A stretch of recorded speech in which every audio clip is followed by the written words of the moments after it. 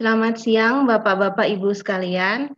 Terima kasih atas waktunya untuk menghadiri acara webinar Talkshow kali ini. Kali ini kita akan membahas tentang penataan ruang berbasis mitigasi bencana. Bersama saya sudah hadir dua narasumber. Yang pertama adalah Ibu Kurnia. Beliau adalah penyelidik bumi di Pusat Air Tanah dan Geologi Tata Lingkungan Badan Geologi. Kemudian narasumber yang kedua ada Bapak Dita Arif Juwana. Beliau Kepala Subbidang Pengembangan Perkotaan dan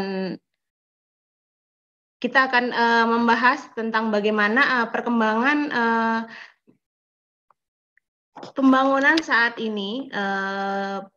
Begitu banyak pembangunan yang dilaksanakan, akan tetapi apakah sudah sesuai dengan kondisi geologi, kemudian lingkungannya. Nah, kami telah melaksanakan beberapa kegiatan lapangan terkait dengan hal ini. Dari Ibu Kurnia akan menjelaskan secara umum keterkaitan antara pengembangan geologi tata lingkungan terkait dengan tata ruang.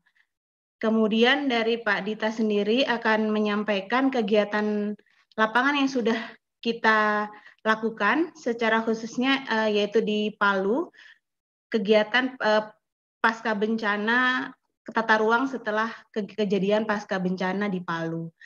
Mungkin langsung saja kita akan mulai acara ini. Saya persilahkan kepada narasumber yang pertama, Ibu Kurnia. Untuk waktunya 15-20 menit, saya persilahkan.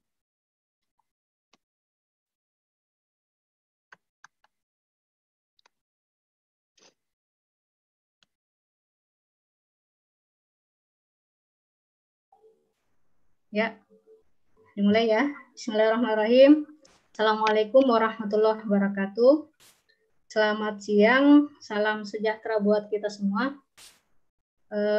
Sebelumnya, saya mengucapkan terima kasih atas kesempatan yang diberikan kepada saya.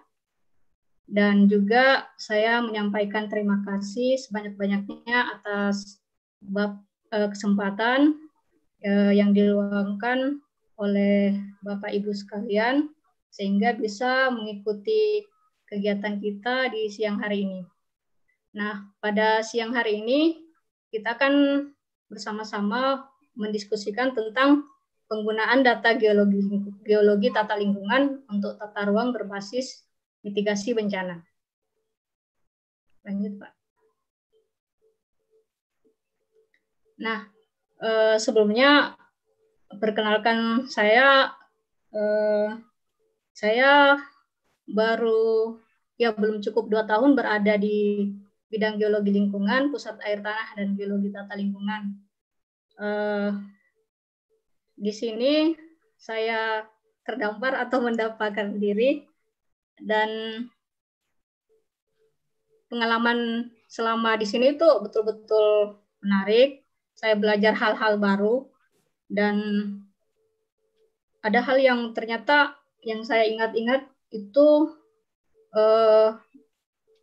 ternyata tidak sesuai dengan penataan ruang ataupun tidak menerapkan kaidah geologi tata lingkungan dalam penggunaan lahan. Saya teringat di suatu daerah ada rumah sakit yang dibangun di daerah perbukitan, terus akses jalannya itu lumayan curam. Jadi agak ngeri bagi pasien ataupun keluarga pasien untuk ke sana. Selain itu, kondisi ketersediaan airnya juga tidak memadai. Dari situ saya berpikir bahwa kemungkinan dalam penggunaan lahan ataupun perencanaan ruangnya itu tidak memenuhi kaidah aspek geologi tata lingkungan. Lanjut, Pak.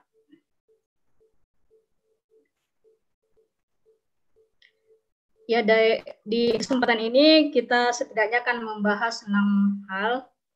Pertama itu mengenai pengantar tentang geologi tata lingkungan, ataupun pemetaan geologi, yang kedua mengenai regulasi, yang ketiga sistematika kajian geologi tata lingkungan, keempat dan kelima itu contoh kajian geologi lingkungan secara regional maupun lokal, dan keenam adalah penutup. Lanjut Pak.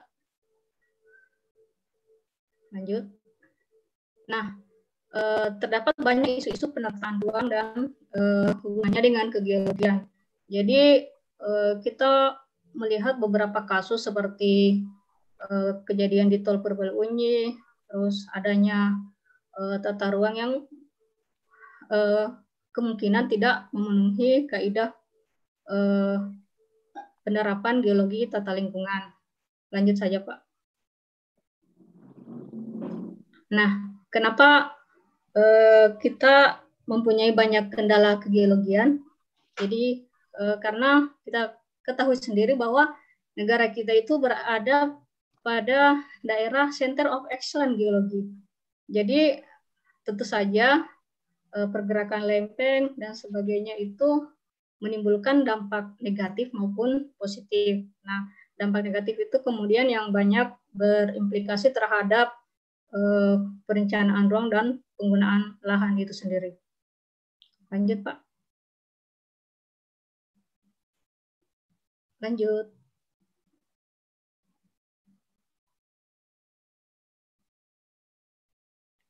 Nah, hubungan antara geologi dan penataan ruang itu sendiri dalam manajemen bencana kita itu berada pada dua hal, yaitu pertama pada penataan ruang sebelum bencana dan setelah bencana. Jadi spatial planning-nya itu siklusnya pada sebelum bencana dan setelah kejadian bencana. Jadi sebelum bencana itu mungkin pada bagaimana kita menata ruang, kita menempatkan area-area mungkin pemukiman atau fasilitas yang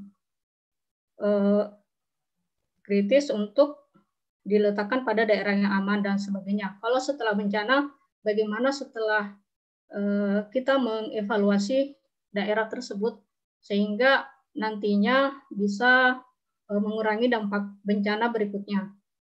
Selanjutnya itu penataan ruang yang kurang baik sebenarnya akan menjadi awal dari kejadian-kejadian bencana berikutnya. Jadi geologi dan penataan ruang itu harusnya berkesinambungan, bersinergi dalam hal perencanaan, pelaksanaan, pengendalian ruang guna mengantisipasi timbulnya permasalahan lingkungan yang diakibatkan oleh fenomena geologi tadi. Lanjut, Pak. Nah, seperti kita lihat pada gambar ini, jika suatu daerah berada pada daerah yang rawan bencana, kita melihat, oh apakah ini berada di area pemukiman yang padat? Bagaimana kondisi geologinya? Apakah memang frekuensinya aktif atau seperti apa? Nah, dari sini kita akan berpikir bagaimana perencanaan pembangunan di masa datang. Apakah kita berusaha untuk mengurangi risiko? Dan apakah jika kita membangun, kita terhindar dari bahaya atau kontaminasi akibat bencana? Lanjut, Pak.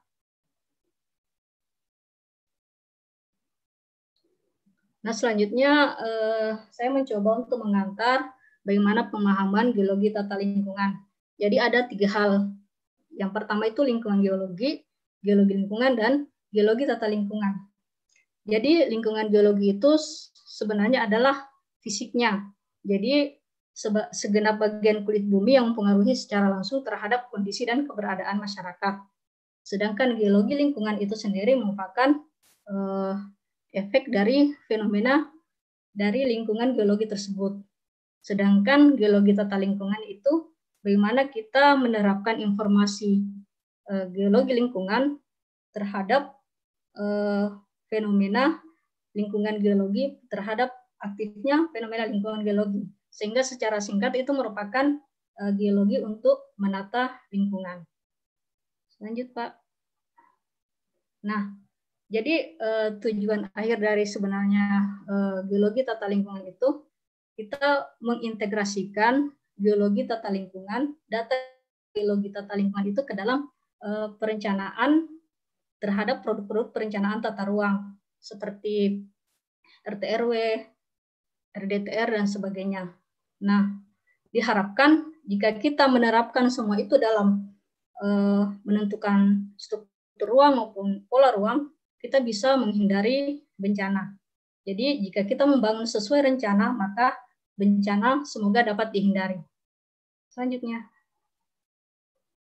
Nah, di sini kita melihat mengenai tingkat kedetailan data geologi dalam penataan ruang.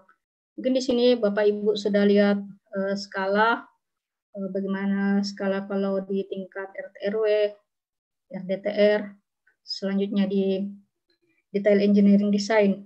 Nah, semakin detail maka kita berharap bahwa risiko itu bisa dikurangi dan kita bisa memaksimalkan kenyamanan sebagai tujuan dari penataan ruang. Jadi tujuan penataan ruang kan supaya kita tuh hidup dalam kondisi aman, nyaman, dan berkelanjutan. Nah, sebenarnya di sini terdapat permasalahan mengenai kedetailan data.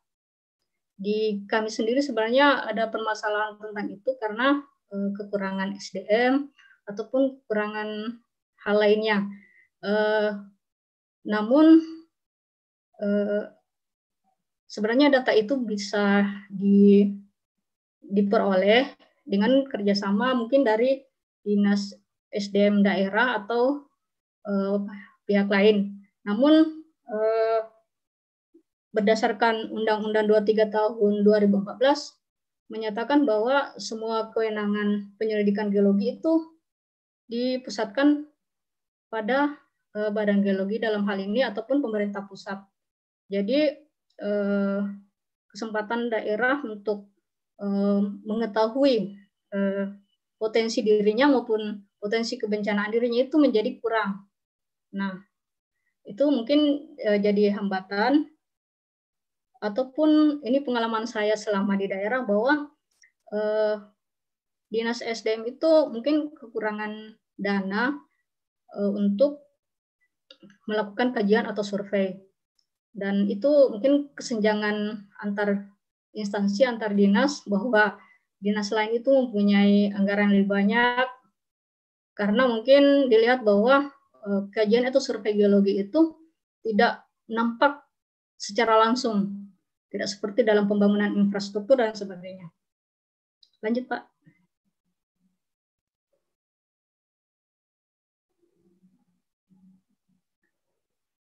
Lanjut. Jadi regulasi tentang penataan ruang berbasis bencana itu terdapat mandat dari undang-undang pada Undang-Undang Nomor 24 Tahun 2008 tentang penanggulangan bencana, di mana penanggulangan bencana itu dapat dilakukan melalui penegakan rencana tata ruang. Jadi tata ruang itu tata ruang itu diadakan, dipetakan, dibuat sebagai produk hukum, itu harus dilaksanakan, jangan hanya sebagai produk hukum semata. Sedangkan penegakan rencana tata ruang itu dalam mengurangi risiko bencana itu memberlakukan peraturan tentang standar keselamatan dan penerapan sanksi terhadap pelanggar. Jadi dalam hal ini kita jangan sampai pada keterlanjuran dari penggunaan lahan yang tidak sesuai itu, malah kita habis atau terkuras dananya dalam adaptasi, seperti misalnya banjir. Jadi sudah diketahui bahwa ini daerah ini tidak sesuai untuk lahan pemukiman mungkin, tapi tetap saja dilakukan. Nah, biaya adaptasinya itu ternyata tinggi. Dan selanjutnya adalah Undang-Undang Nomor 26 Tahun 2007 tentang penataan ruang, di mana disebutkan bahwa negara kita itu merupakan kawasan yang rawan bencana, sehingga diperlukan penataan ruang yang berbasis mitigasi bencana. Dan pada pasal 6 ayat 1 menyatakan bahwa penataan ruang diselenggarakan dengan memperhatikan kondisi fisik daerah. Selanjutnya, Pak.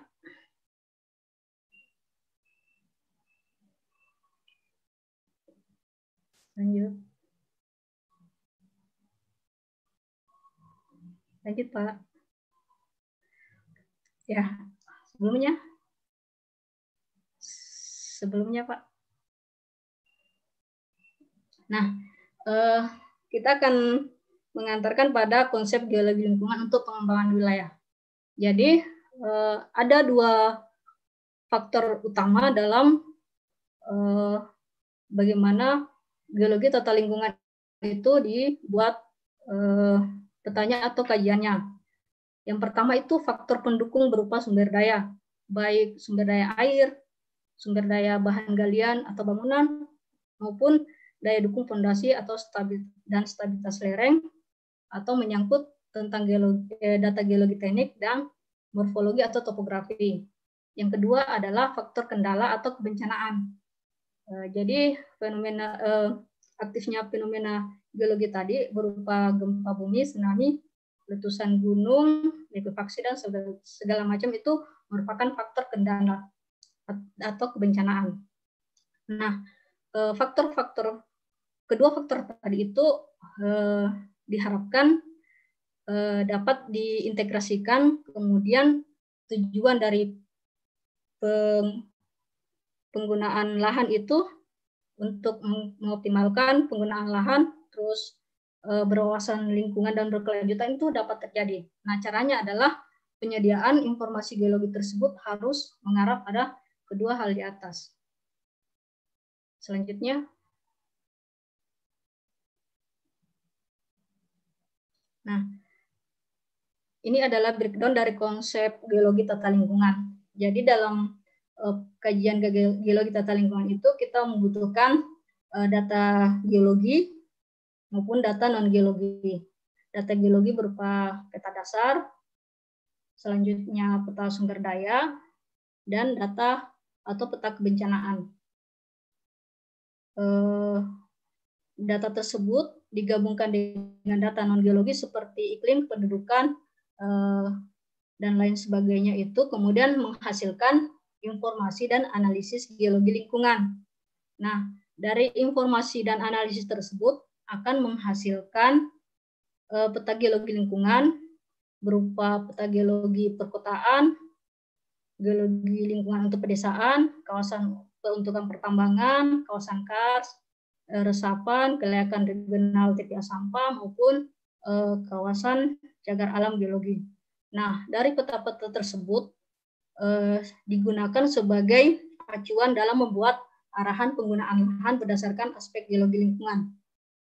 Nah, arahan tersebut diharapkan terintegrasi dalam produk-produk tata ruang seperti RDTR, RTRW, dan sebagainya. Lanjut.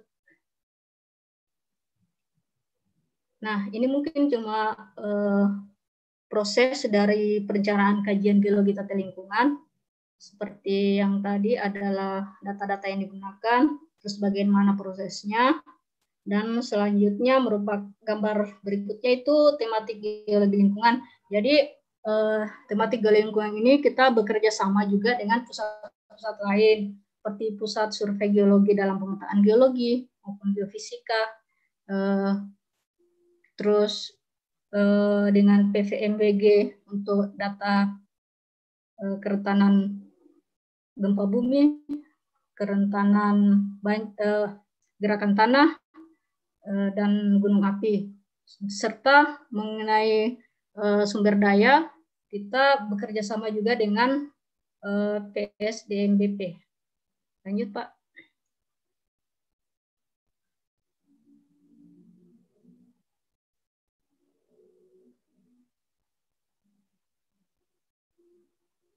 Nah, selanjutnya adalah contoh-contoh dari pemetaan ataupun kajian geologi lingkungan. Yang ini adalah skala regional.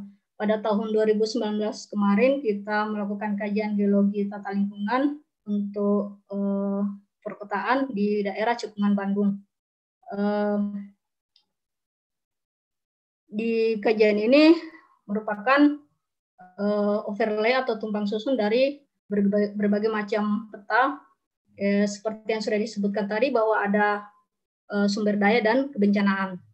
Jadi sumber daya berupa ketersediaan air, kemiringan lereng, daya dukung fondasi, Sedangkan tematik kendala itu berupa daerah rawan bencana, gerakan tanah, rapasan sungai, kerawanan bencana gunung api, tsunami, lahan basah, dan ada juga faktor perendah seperti daerah yang rawan banjir dan daerah hutan lindung, serta diintegrasikan juga dengan area-area resapan air. Nah, hasilnya itu berupa peta kesesuaian lahan. Jadi di sini kita menghasilkan 3 tingkat kesesuaian lahan yang terdiri atas kesesuaian lahan tinggi, sedang maupun rendah. Kalau yang tinggi itu kesesuaiannya itu faktor pendukungnya tinggi, faktor perendahnya sedikit, dan pengerjaan untuk pembangunan itu mudah atau biayanya rendah. Selanjutnya mungkin bisa dibaca sendiri. Lanjut.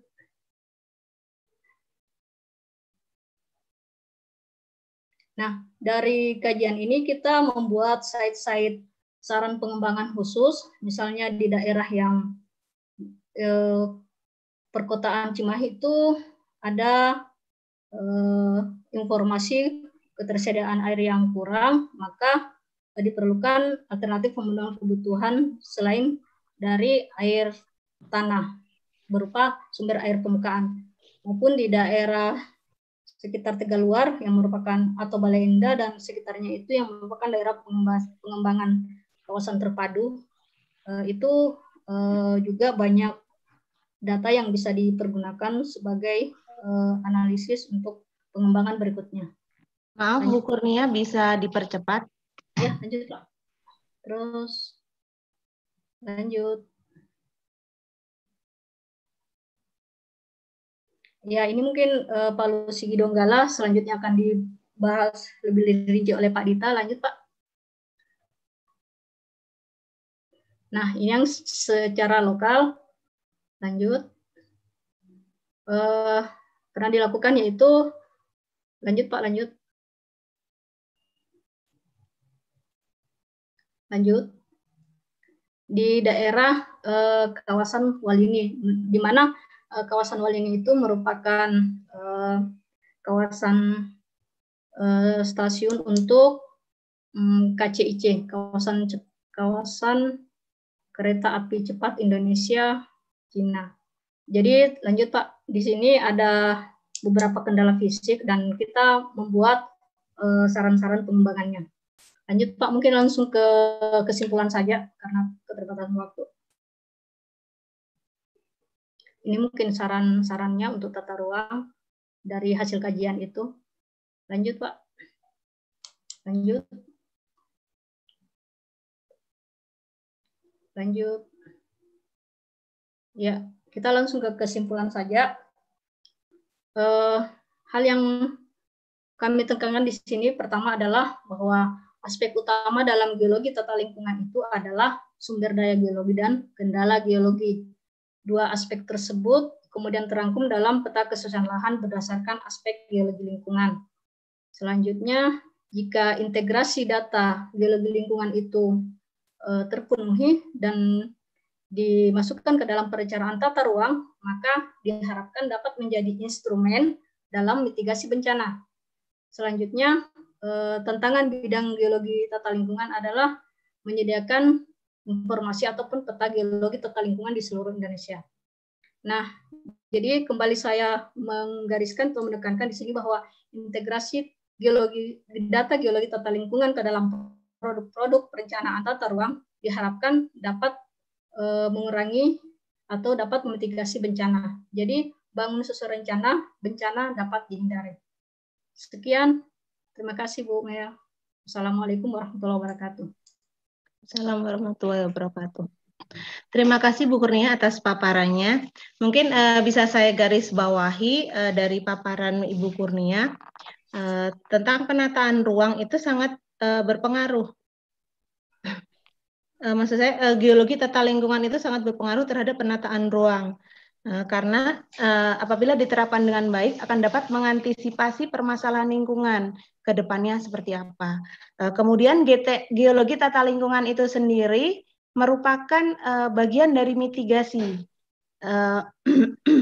yaitu yang memadukan antara faktor sumber daya dengan faktor kendala bahaya geologi seperti itu ya Bu Kurnia. Apakah ada tambahan lagi? Betul.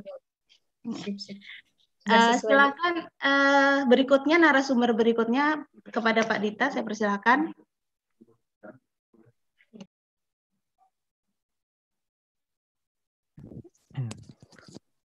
Assalamualaikum, terima kasih Bapak Ibu sekalian. Ini saya suara bisa didengar ya, Bapak Ibu sekalian. Oke.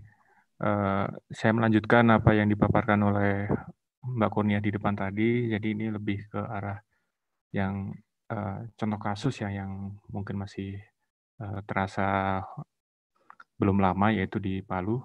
Mohon Pak Denny bisa nge-share slide-nya. Sebelumnya saya mengucapkan terima kasih pada Bapak Ibu sekalian. Ketika saya melihat dari daftar yang hadir, banyak teman-teman kami ada dari kementerian, dari ATR, dari perguruan tinggi, maupun dari Bappenas, maupun dari daerah dan pusat. Semoga ini dapat memberi semacam informasi. Jadi sebelumnya saya di sini berusaha mencoba untuk memberi semacam informasi pengalaman apa yang kami lakukan di tahun 2018 kemarin mengenai pembuatan peta GTL yang sebagai bagian dari waktu itu untuk bahan pembuatan peta JRB juga. Maka nanti kita akan lihat bagaimana proses pembuatannya, walaupun itu masih bisa dikatakan kalau untuk sekarang memang dibutuhkan lebih pendetilan. Namun itu bisa dikatakan peta yang hasil yang cukup bagus pada saat itu. Jadi diharapkan nanti ke depannya dapat lebih banyak peneliti yang lain untuk mendetilkan. Next Pak Denny. Sekilas ini saya memperkenalkan diri dulu. Saya dari tahun 2006 bergabung dengan Badan Geologi sebagai pendidik bumi pertama pada saat itu. Kemudian sekarang kami dipercaya di manajemen sebagai Kasubdit Konservasi. Dan background saya selain di geologi, saya juga di perencanaan wilayah dan kota. Next, Pak Denny.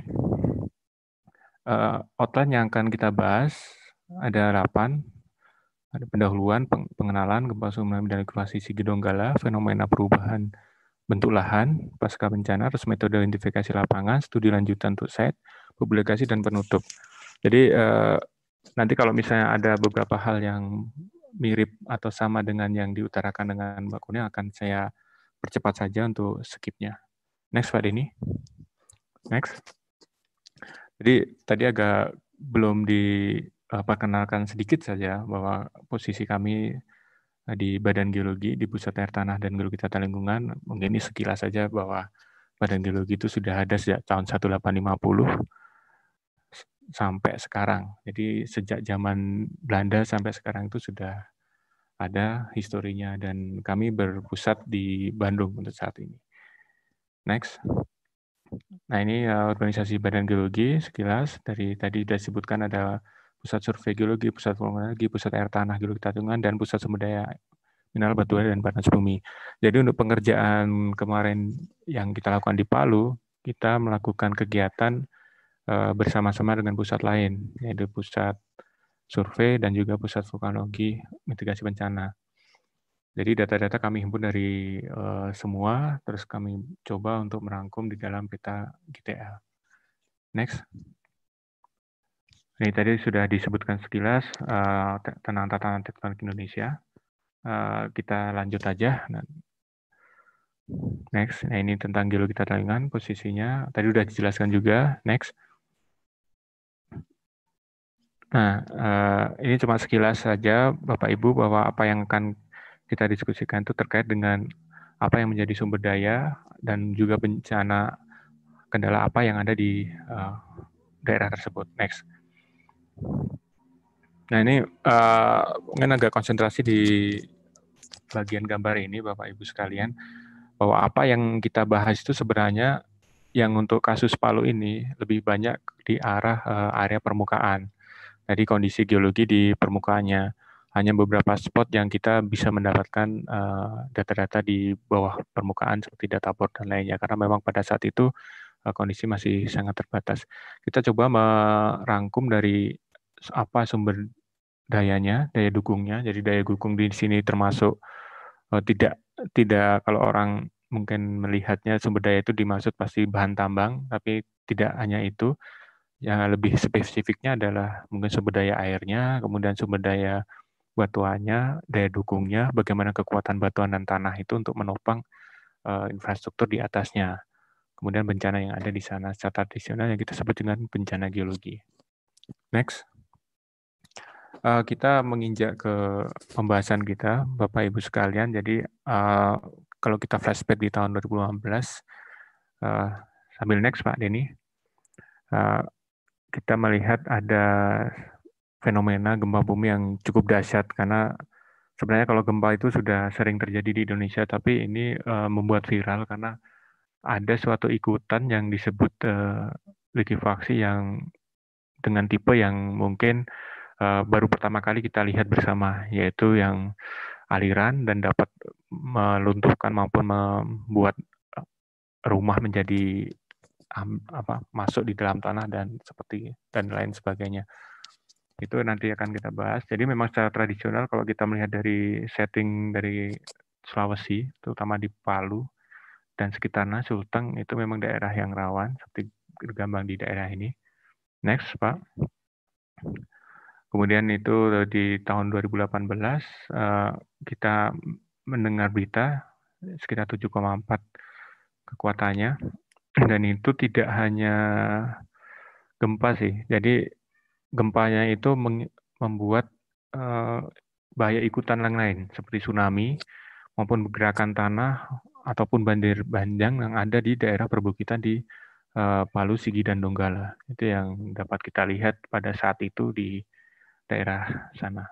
Next. Jadi pada saat kejadian itu memang suatu kondisi yang tidak ideal pada saat itu ya. Kita flashback cerita sedikit, Pak.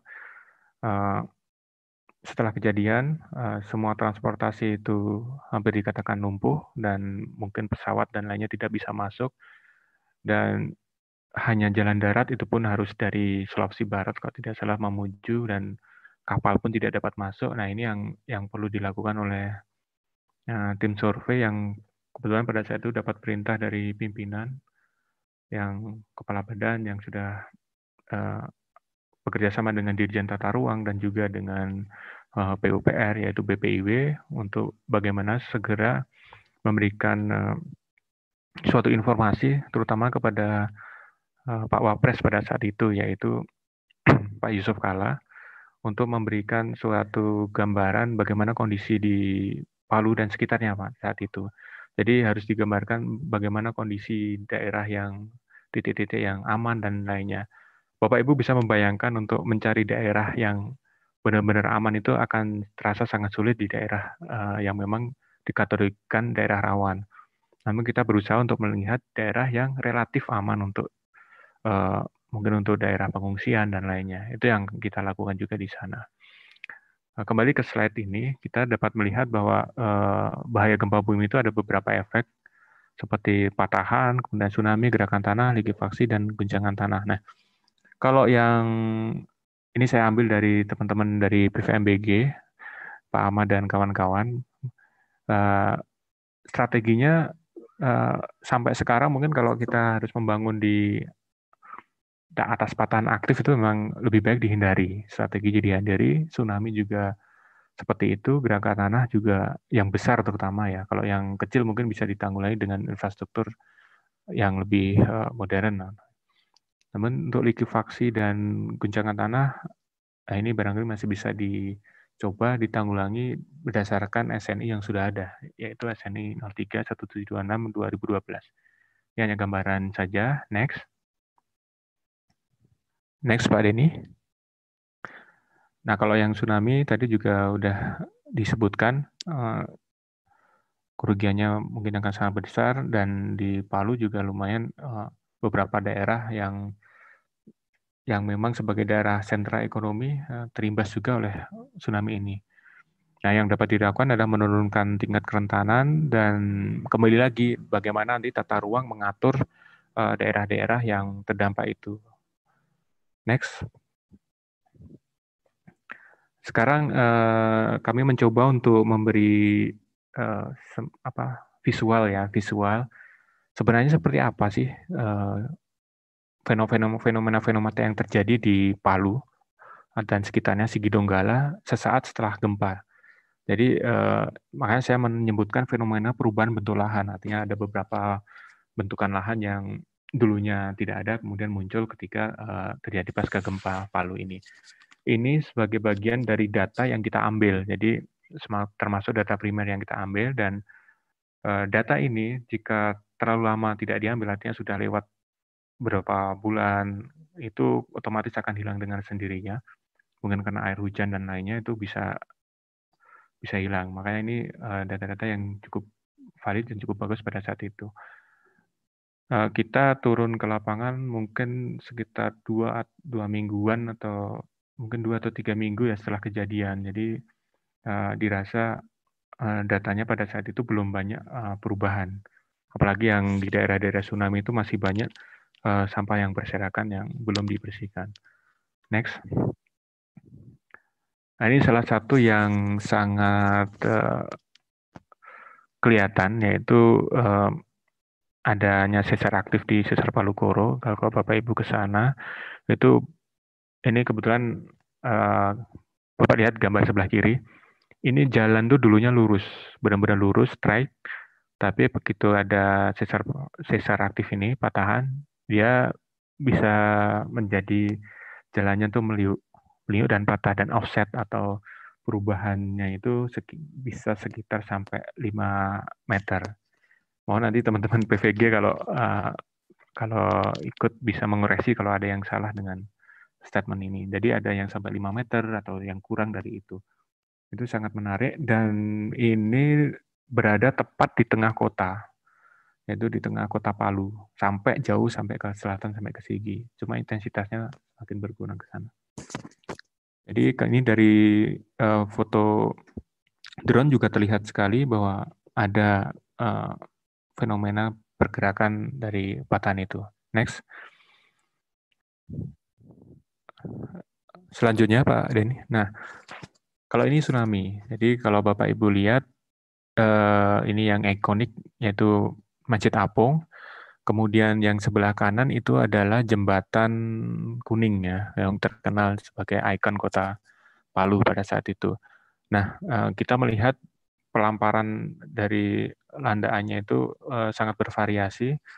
Cuma kita melihat dari berserakannya sampah dan juga yang lainnya itu diidentifikasi oleh teman-teman dari kita waktu itu dengan juga teman-teman dari PVG. Dan jembatan ini yang menarik, jembatan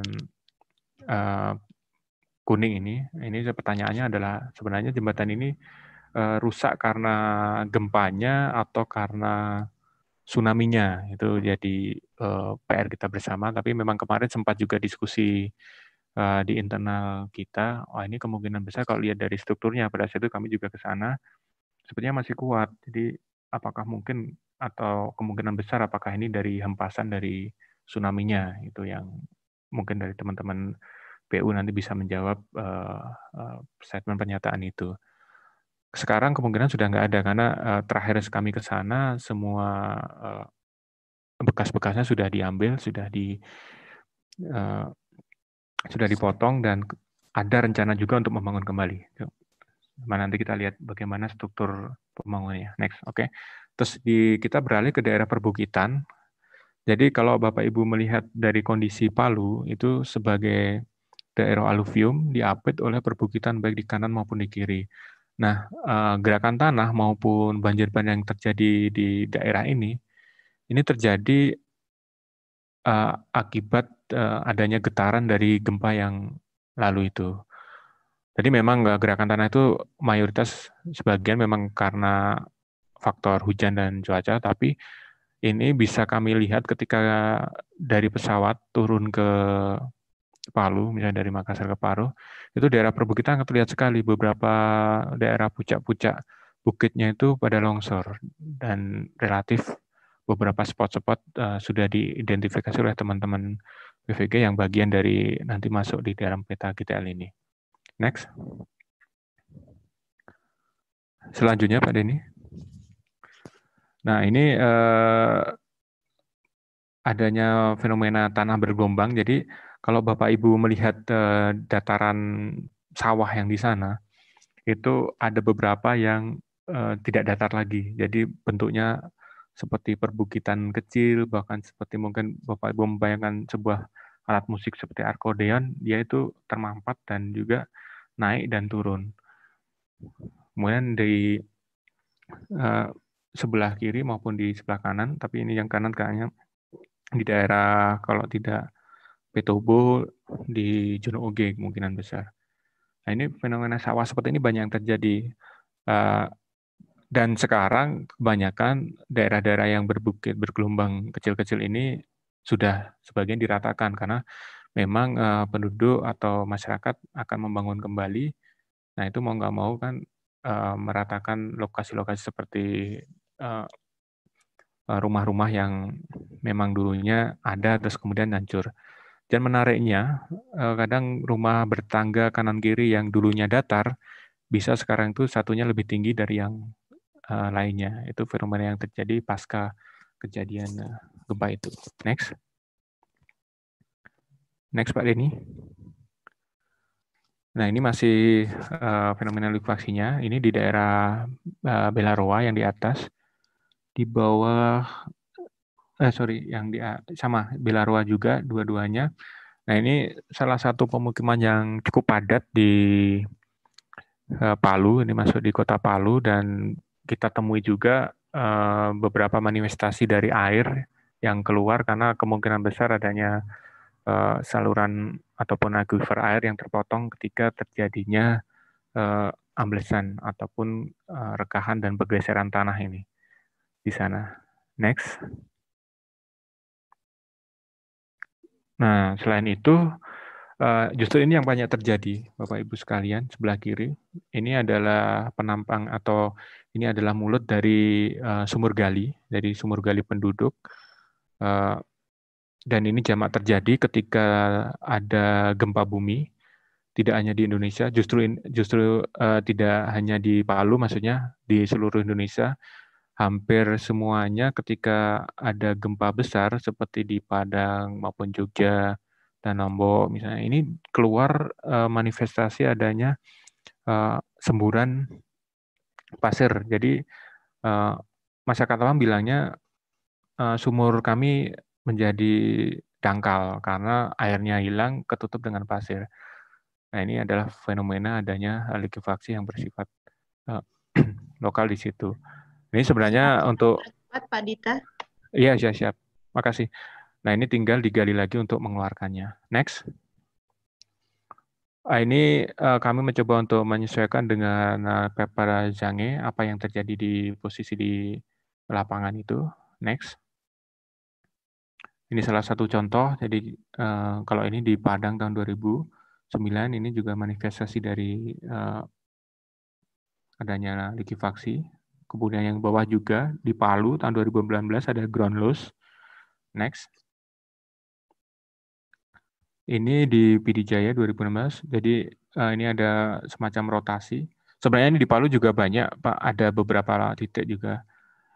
Terus lapisan spreading yaitu di paling bawah yang saya sebutkan tadi. Ini contoh ada Pak Taufik di tengah sawah. Ini memperlihatkan bahwa dulunya itu datar, tapi udah naik dan turun.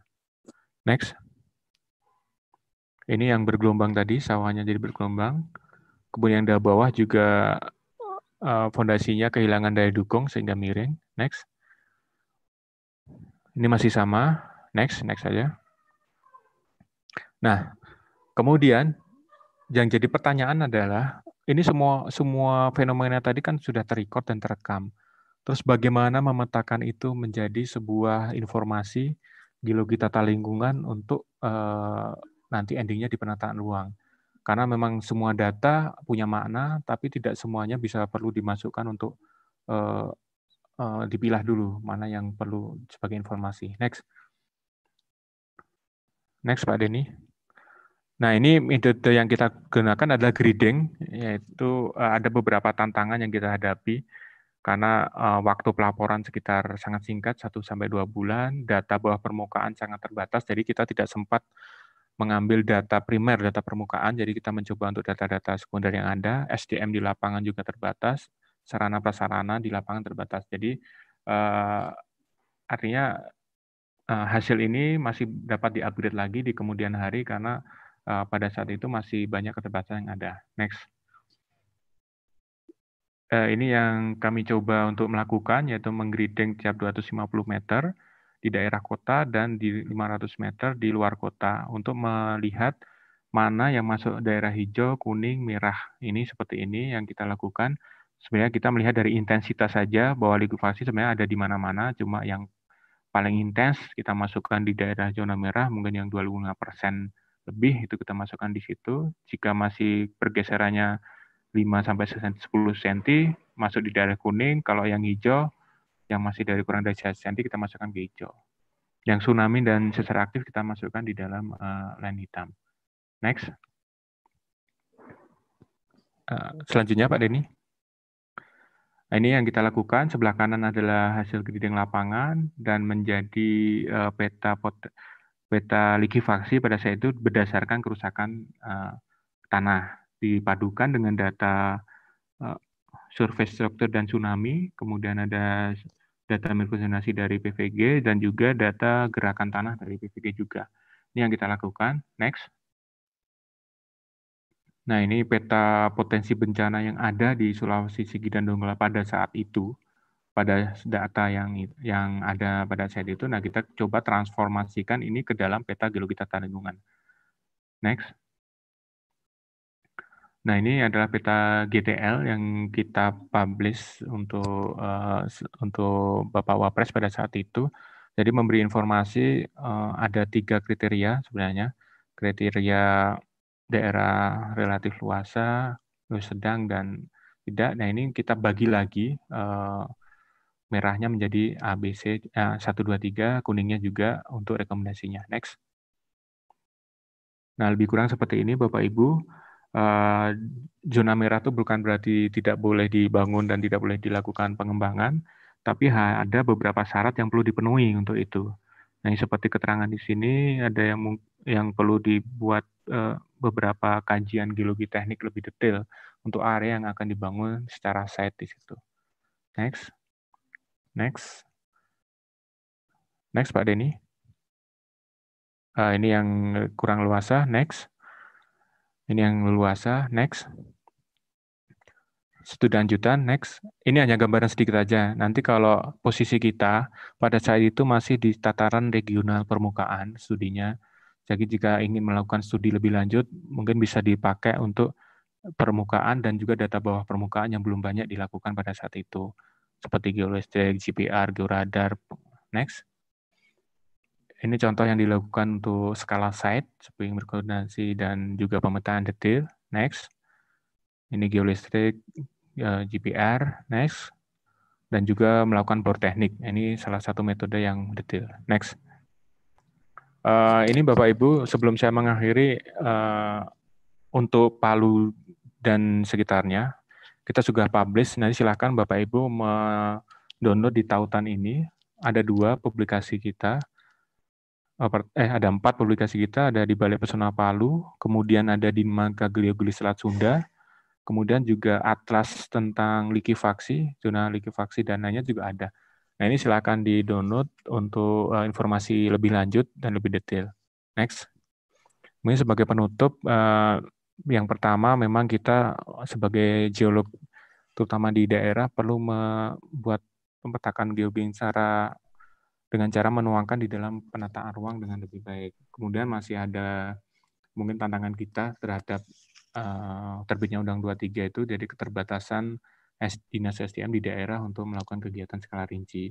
Kemudian untuk penataan ruang berbasis mitigasi yang rinci, itu masih perlu kajian bahaya geologi yang skala detail, dan ini memang menjadi tantangan tersendiri karena keterbatasan waktu, biaya, dan juga yang lainnya.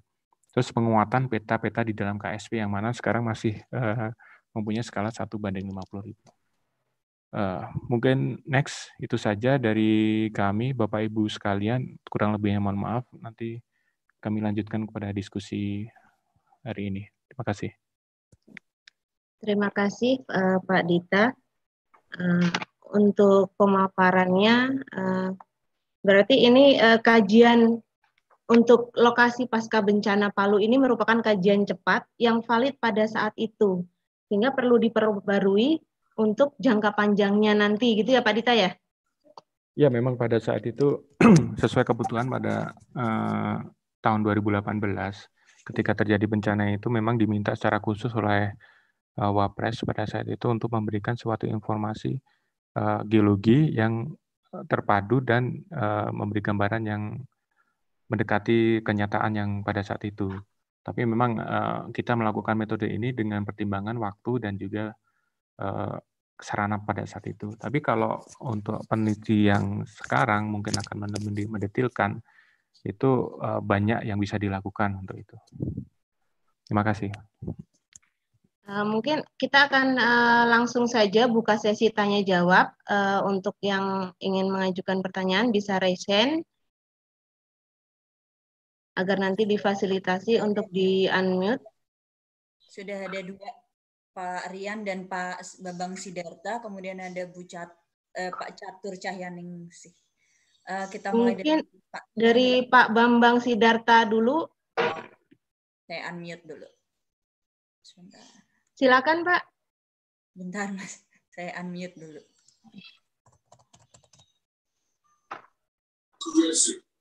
Halo, ya. Terima kasih Pak Dita. Saya mau bertanya, geologi tata lingkungan kan lebih berhubungan dengan pengembangan wilayah gitu ya, tata ruang dan wilayah gitu.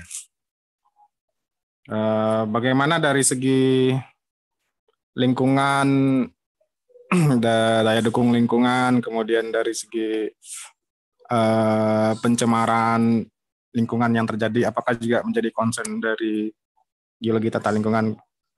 Sekian, terima kasih.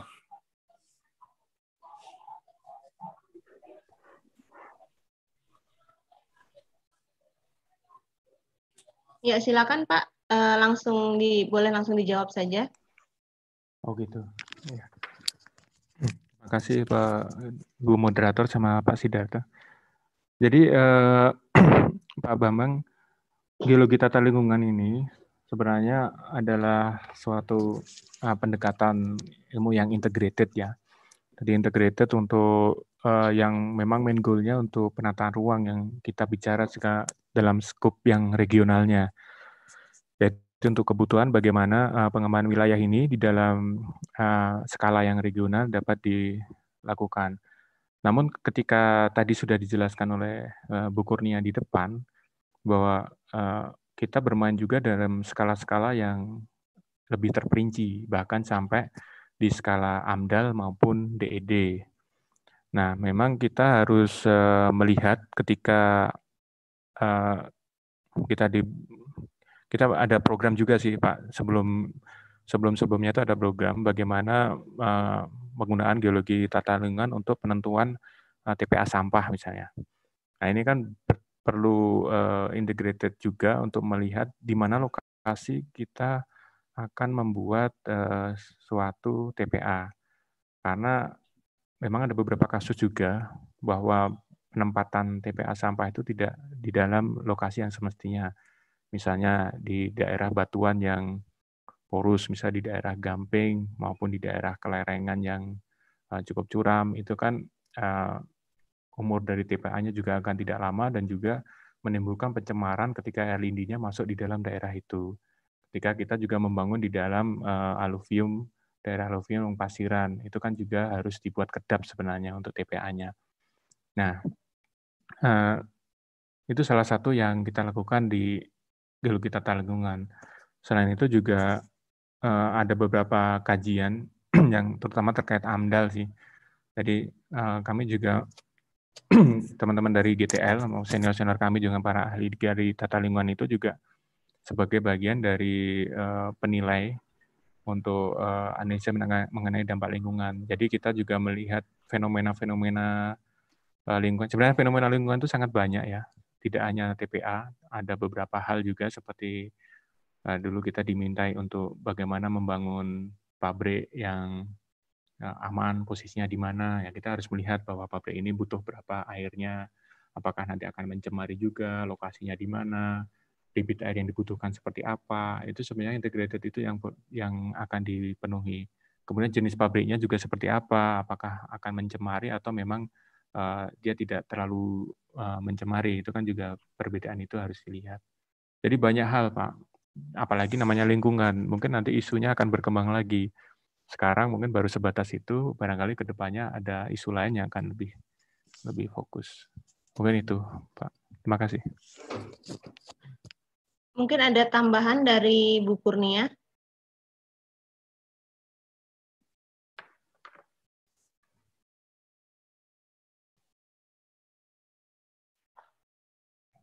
Ya, terkait pertanyaan tadi mungkin mengenai skala yang itu kayaknya mengenai skala yang lebih detail.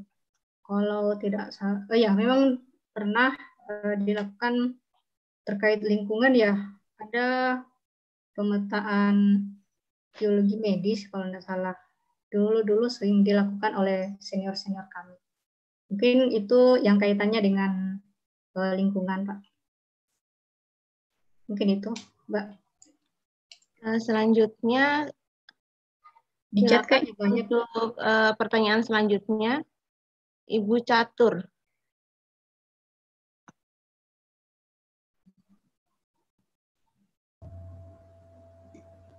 Silakan, Bu. Oke, Assalamualaikum. Pertanyaan ini saya tujukan untuk Pak Dita. Kebetulan saya disertasinya adalah di kawasan Palu dan sekitarnya. Saya tadi tertarik dengan pemboran yang sudah ditunjukkan tadi melalui gambar dan juga ground penetrating radar. Nah, terkait sebenarnya saya ingin melakukan integrasi beberapa data. Apakah data-data yang sudah ada itu sudah diinterpretasikan oleh pihak GTL? Kemudian juga apakah membuka peluang untuk para peneliti untuk mendapatkan, untuk bergabung bersama untuk mengatasi kasus Palu dan Donggala dan sekitarnya itu, Pak. Terima kasih.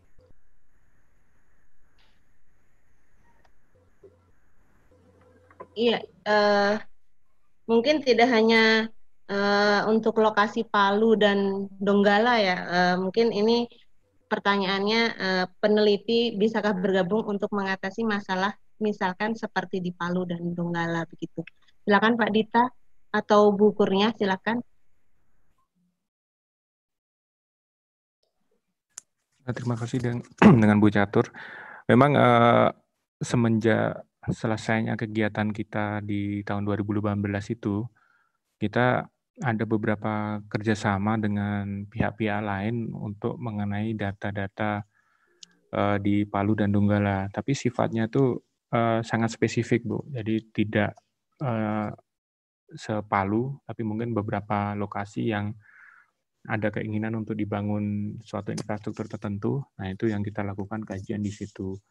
Nah, mengenai data sepanjang itu masih dari Badan Geologi sih tidak masalah. Kalau yang kita dengan kerjasama dengan pihak lain itu memang perlu kita diskusikan lagi karena beberapa data itu belum publish juga. Jadi ini kan masalah publikasi. Kalau Ibu nanti mau diskusi juga tidak apa-apa karena saya juga lagi mendalami untuk studi saya nanti untuk Palu itu. Jadi nanti bisa diskusi secara offline aja Bu untuk arah itu. Terima kasih. Pertanyaan selanjutnya bisa kepada Bapak Rian.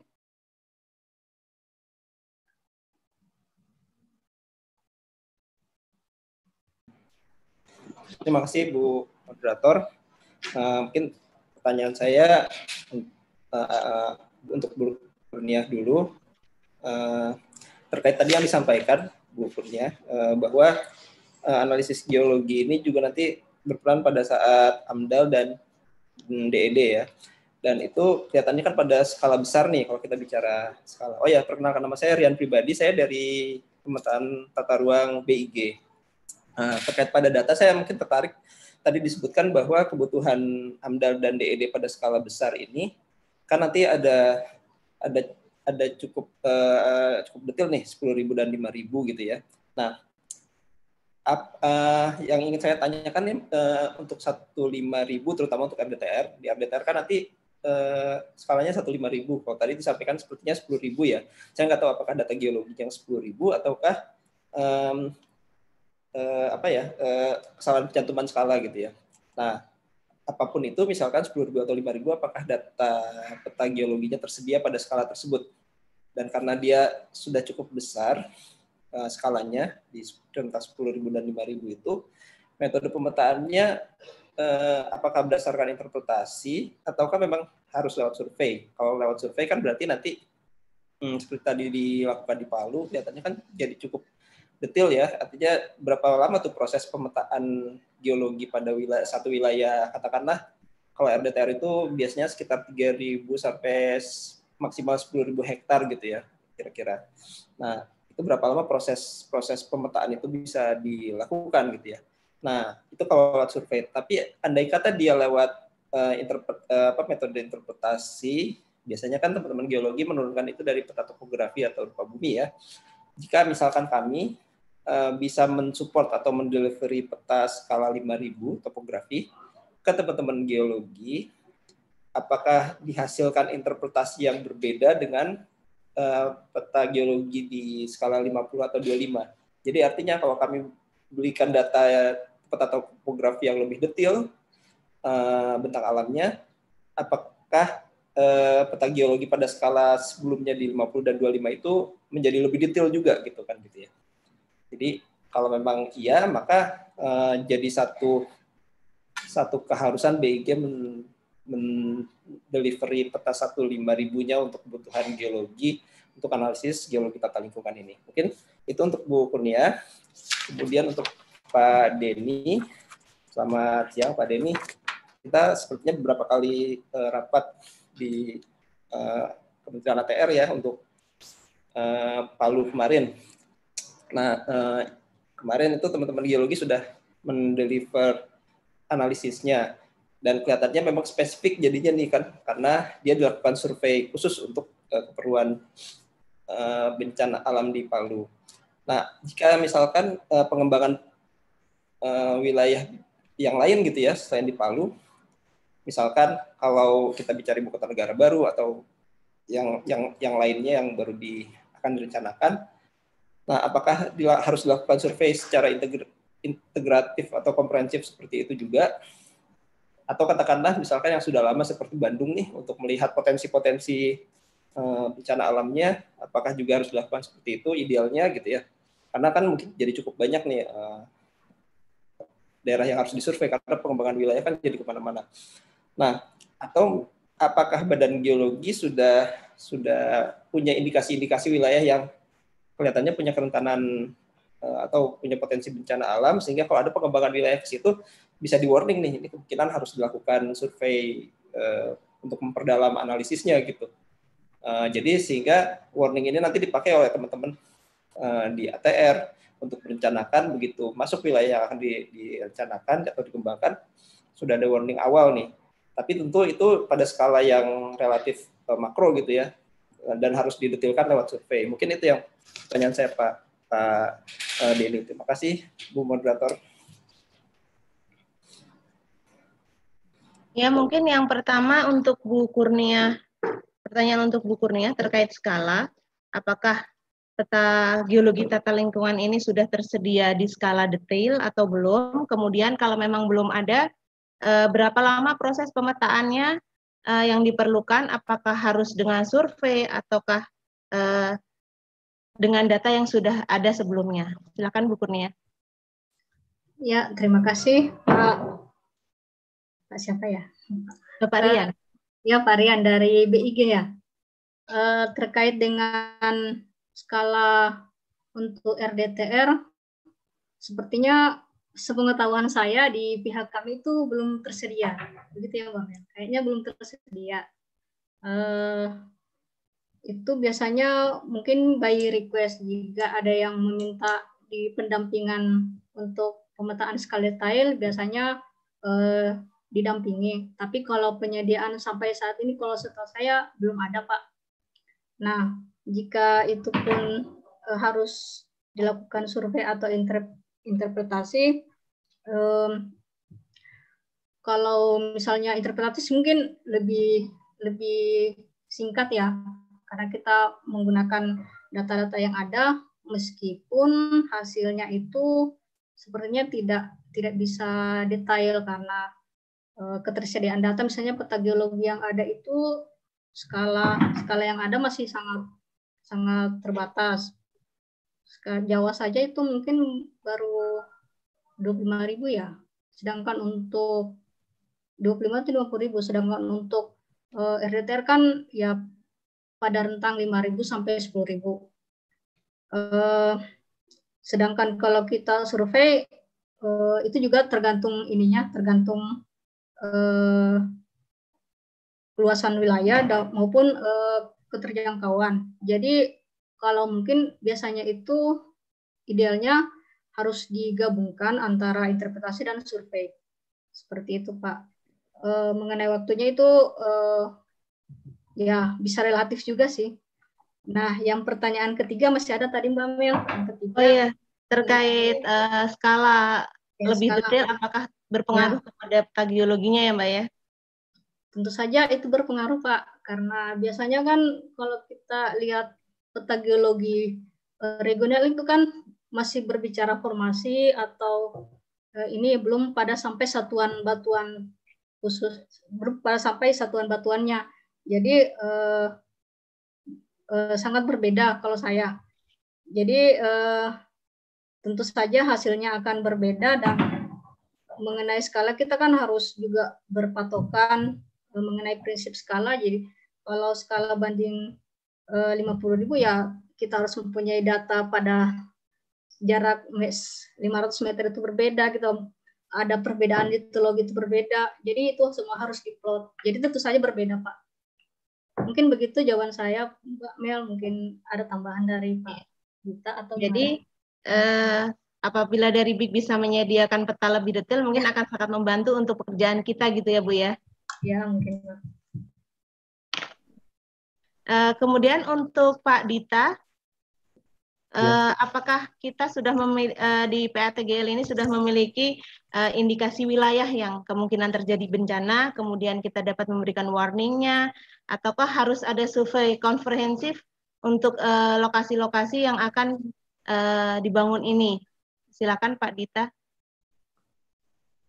Oke. Terima kasih. Sebelumnya saya nambahkan sedikit dari Mbak Kurniah tadi ya. Jadi pertama kalau teman-teman dari BIG akan menyediakan data yang skala sampai 5.000 itu akan sangat bagus, karena memang pada saat kejadian di Palu pun kita juga belum punya kan data skala peta yang detail untuk sebagai base map kita waktu itu. Jadi akhirnya kita bikin sendiri berdasarkan pemantauan di lapangan. Kemudian yang jadi tantangan di kita berbeda dengan mapping permukaan. Pemetaan geologi itu kita berbicara juga selain permukaan adalah data bawah permukaan, Pak. Itu yang menjadi kendala kita. Kalau data permukaan itu mungkin bisa disiasati dengan interpretasi lebih dengan citra maupun dengan hal lain, itu akan bisa diinterpretasi. Cuma memang tantangannya adalah menerjemahkan di bawah permukaannya itu. Kadang terkendala data-data bawah permukaan yang tidak ada, sehingga membuat kita menginterpretasikan dari data atas permukaan. Itu jamak kita lakukan, Pak. Jadi di seluruh Indonesia, data-data geologi pun tidak semuanya juga lengkap, karena biasanya yang data-data sampai 1:5.000 yang cukup lengkap, itu teman-teman di pertambangan itu malah lengkap karena mereka memang membutuhkan data-data itu untuk sudut nambangnya, kemudian volume dan lainnya, itu dia butuh data-data yang cukup lengkap. Dan juga ketika membangun infrastruktur seperti jembatan dan bendungan, itu teman-teman di sipil itu membuat peta geologi tekniknya itu detail. Mungkin sampai skala 1000, 5000, 2000 lah, mungkin sampai 1000 itu dilakukan detail karena itu akan menyangkut dengan kebutuhan posisi as bendungan dan lainnya. Nah, kembali ke RDTR. Sebenarnya isu RDTR dengan data-data yang lengkap itu kan baru setelah kejadian Palu ini, Pak. Sebelum-sebelumnya kami juga tidak terlalu banyak ditanyakan dan memang sampai jadi ada kesalahan kolektif ketika peta kita yang regional itu ditransfer langsung ke dalam peta yang detail. Ke dalam peta yang 10.000 maupun 5.000, itu akan terjadi bias yang sangat banyak ketika mengadop peta yang skala 250.000 sampai ke 5.000. Sama juga seperti kata Mbak Kurnia tadi, skala regionalnya itu kan masih berbicara mengenai formasi batuan, belum sampai ke satuan batuannya apa. Kalau di skala yang detail, yang 5.000 itu kita bisa langsung ke skala, wah ini batuannya apa, sampai seperti itu, Pak. Dan bahkan daya dukungnya berapa, itu bisa sampai sedetail itu. Memang challenge-nya jadi kita butuh data bawah permukaan yang banyak. Data bawah permukaan itu bisa dari data sonde maupun data pengeboran yang itu memang high cost. Makanya kita sekarang itu lagi win-win solution, gimana cara untuk memberikan data yang terbaik dengan pengambilan data yang kita tidak bisa melakukan semua secara ideal. Itu sedang kita pikirkan juga, Pak, untuk membuat pedomannya nanti. Itu setidaknya. Kemudian kita juga, apakah misalnya tadi kan pernah ditanyakan bagaimana bedanya yang detail atau yang enggak, itu biasanya secara kualitas nanti bedanya perlu ada disclaimer-nya, Pak. Misalnya kita membuat peta geologi 5.000 tapi dengan menggunakan misalnya citra atau apa, itu disclaimer-nya harus ditulis di situ bahwa peta ini menggunakan analisa itu, bukan menggunakan analisa pemboran, bukan menggunakan analisa ini. Ini yang perlu kita pahami bersama. Kalau kita kan berbicara bahwa permukaan itu bisa sedalam apa kita berbicaranya. Kalau geologi kan seperti itu, Pak. Mungkin 1 meter, 2 meter, 3 meter itu sangat-sangat perubahannya itu bisa banyak terjadi. Makanya ketika di Palu kemarin kita hanya bicara surface, tapi ketika kita melakukan kajian detail itu ada beberapa hal yang menarik, bahwa kedalaman 5 meter berbeda dengan 10 meter, berbeda lagi dengan itu akan sangat fluktuatif perbedaannya. Tapi memang ada plus minusnya, Pak. Kalau kegiatan detail dengan pemboran itu dia biasanya lebih bagus di site dan secara vertikal. Tapi secara pelamparan mungkin agak kurang karena dia membutuhkan data pelamparan yang banyak. Yaitu lebih kurangnya, mungkin ada yang terlewat ya, apa tadi Mbak Melia? Lokasi ini kan ada banyak ya Pak ya, yang terkait dengan bencana. Nah, apakah semuanya harus kita survei satu persatu atau bagaimana? Sebenarnya kalau informasi kebencanaan itu kan sudah ada secara regional, Pak. Jadi dari Badan Geologi, khususnya dari teman-teman PVG itu kan sudah mengeluarkan peta kerentanan gerakan tanah, walaupun skalanya masih provinsi ya, peta gempa bumi, gerakan tanah, kemudian peta tsunami, dan juga sekarang yang baru itu ada peta kerentanan likuifaksi dari Badan Geologi juga, dari Pusat Air Tanah. Itu Bapak Ibu bisa melihat di peta itu, kira-kira di mana yang masuk yang merah. Nah ini kita kembangkan bersama-sama. Kalau merahnya masuk di daerah yang tidak padat penduduk, ya saya kira itu bukan prioritas untuk kita lakukan kajian detail, tapi ketika merahnya itu masuk di dalam daerah yang padat dan pemukiman dan mungkin kawasan ekonomi khusus, nah itu yang perlu kita perhatikan. Tadi saya berikan link di dalam slide saya, itu ada link publikasi. Mohon nanti bisa dilihat di situ, Pak. Itu ada atlasnya, ada atlas tentang likuifaksi, tanah lunak, kemudian ada juga buku tentang Palu dan Selat Sunda. Tapi ada juga sebenarnya yang kalau Bapak buka di websitenya teman-teman PVMBG, itu ada juga beberapa lokasi KRB, gempa bumi, gerakan tanah, gunung api. Nah itu sebenarnya kalau Bapak lihat seluruh Indonesia itu hampir semuanya itu ada.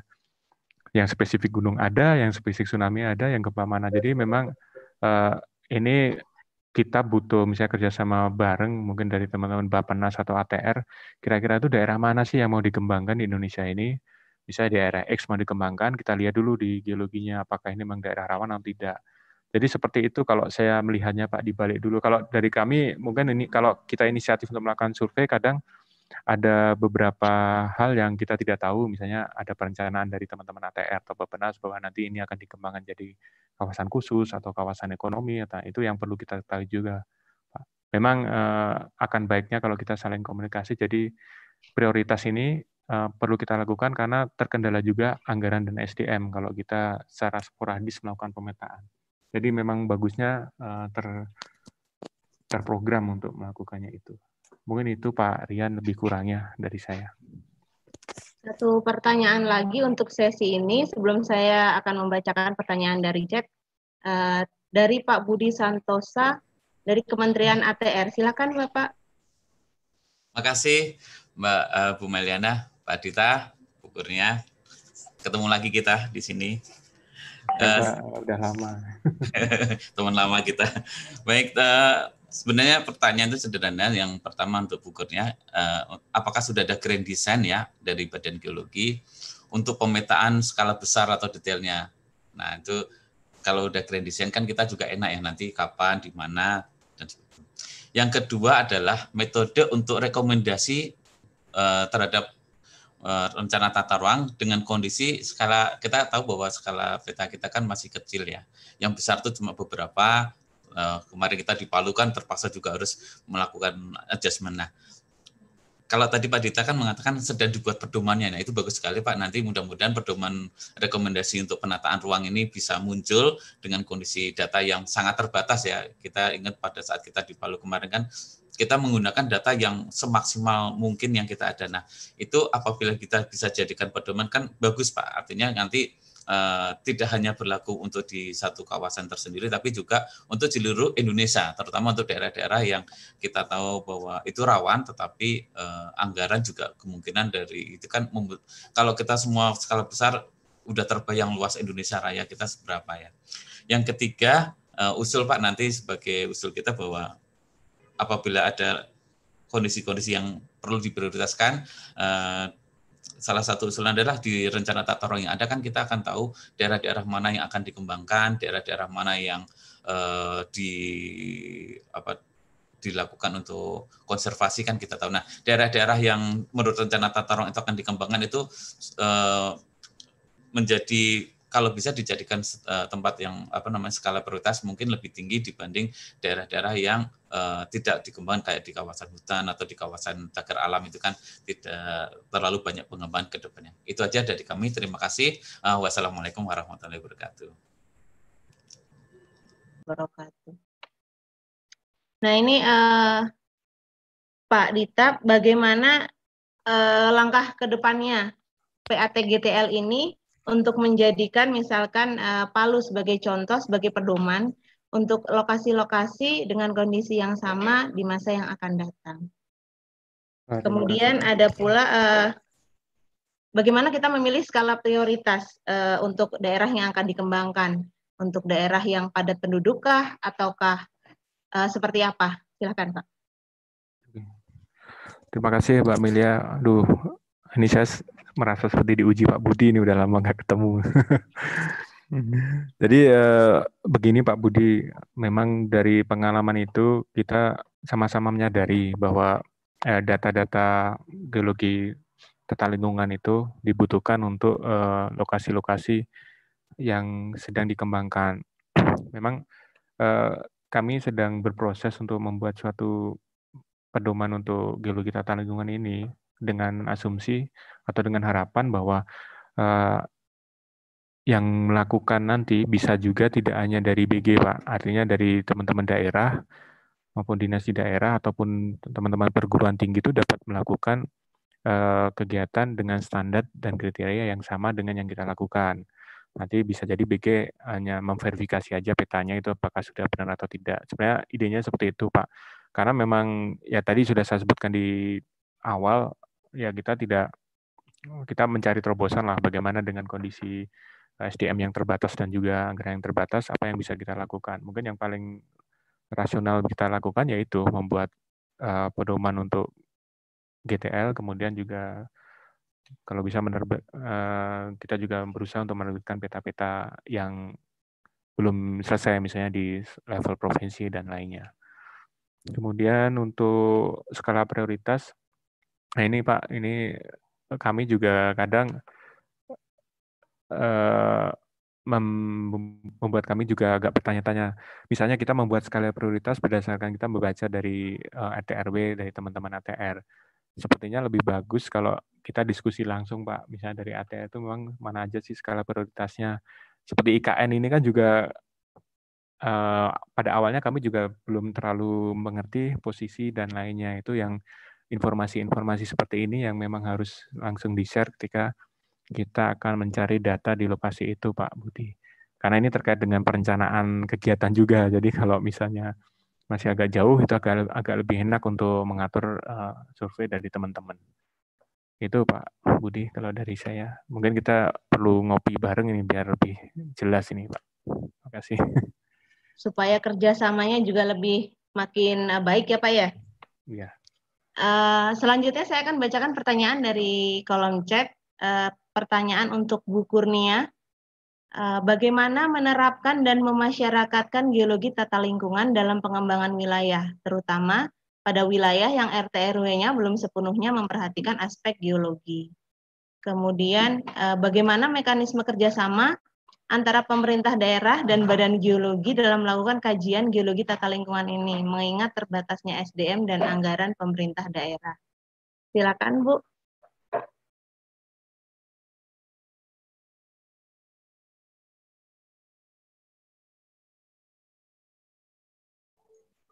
Ya, jadi yang pertama tadi mengenai bagaimana memasyarakatkan ya RT/RW atau gimana memasyarakatkan bagaimana geologi tata lingkungan dalam pengembangan wilayah. Dalam pengembangan wilayah terutama pada daerah yang tadi. Oh ya. Jadi ya kalau belum diintegrasikan ke dalam RT/RW ya langkah pertama itu dimasukkan dulu Bu ke dalam RT/RW-nya. Nah, selanjutnya jika sudah dimasukkan dalam RT/RW, nah kita butuh penegakan pelaksanaan RT/RW. Jadi ada beberapa instrumen berupa sanksi mungkin bila RT/RW itu tidak dilaksanakan dengan baik, dan juga harus ada sosialisasi. Jadi saya pernah mendengar bahwa ada beberapa daerah yang sengaja tidak mempublikasikan RT/RW-nya, mungkin terkait dengan isu keekonomian atau politik lainnya. Jadi itu sengaja tidak seharusnya kan idealnya itu RT/RW bisa dilihat secara langsung, misalnya bisa dibuatkan papan pengumuman atau billboard yang besar gitu. Jadi semua masyarakat itu bisa melihat dengan jelas langsung bahwa oh daerah ini itu tidak boleh dibuat ini dan tidak boleh dibuat pemukiman mungkin, atau tidak boleh dibangun di daerah industri mungkin, atau hotel atau mall mungkin. Jadi di situ pula kita bisa menjadikannya sebagai instrumen untuk evaluasi tata ruang. Jadi masyarakat umum itu bisa langsung menilai wah sudah terjadi pelanggaran terhadap tata ruang karena di daerah ini dibangun misalnya mall mungkin, tapi itu tidak diperuntukkan untuk jasa ataupun industri untuk seperti itu ataupun pemukiman. Jadi mungkin seperti itu langkah taktis yang mungkin saya sampaikan. Terus yang kedua, bagaimana mekanisme kerjasama antara pemerintah dan ya. Jadi beberapa daerah kalau tidak salah itu tahun lalu pernah mungkin asistensi atau apa ya, atau diskusi. Mereka rencana mengevaluasi tata ruangnya atau membuat perubahan RT/RW-nya. mereka datang ke kantor untuk diskusi. Itu salah satu caranya, Bu, mungkin. Karena kita juga di kami terbatas, di Pemda juga terbatas. Ataupun bisa saja ini sih mungkin lebih ke manajer sih mengenai hal ini. Mungkin akan dipaparkan Pak Dita, dibantu mungkin untuk bagaimana mekanismenya, Pak. Terus Silakan Pak Dita untuk tambahannya. Langsung ya. Mengenai kerjasama dengan pemerintah daerah ya, kalau nggak salah ya. Iya. Jadi sebenarnya kalau sekarang ini dari teman-teman daerah maupun dari ATR itu kan tiap akan menggolkan suatu RT RW atau perda tertentu itu akan mengundang seluruh stakeholder terkait, termasuk dari Badan Geologi untuk memberi penilaian terhadap usulan tata ruang yang ada di situ. Memang yang jadi tantangan adalah daerah itu kan ada dua sebenarnya, ada yang sudah terbangun atau daerah yang belum terbangun. Kalau belum terbangun sih memang lebih mudah, tapi begitu area sudah terbangun dan terdampak bencana juga lumayan banyak, itu yang perlu kita kompromikan. Kompromikan artinya apakah memang harus dipindahkan, tapi itu akan menjadi hal yang sulit. Mungkin Pak Budi juga tahu itu akan sulit memindahkan orang daripada kita mendesain bagaimana mungkin membuat jalur evakuasi yang lebih aman atau mengurangi risikonya dengan membuat bangunan atau talut yang akan lebih bisa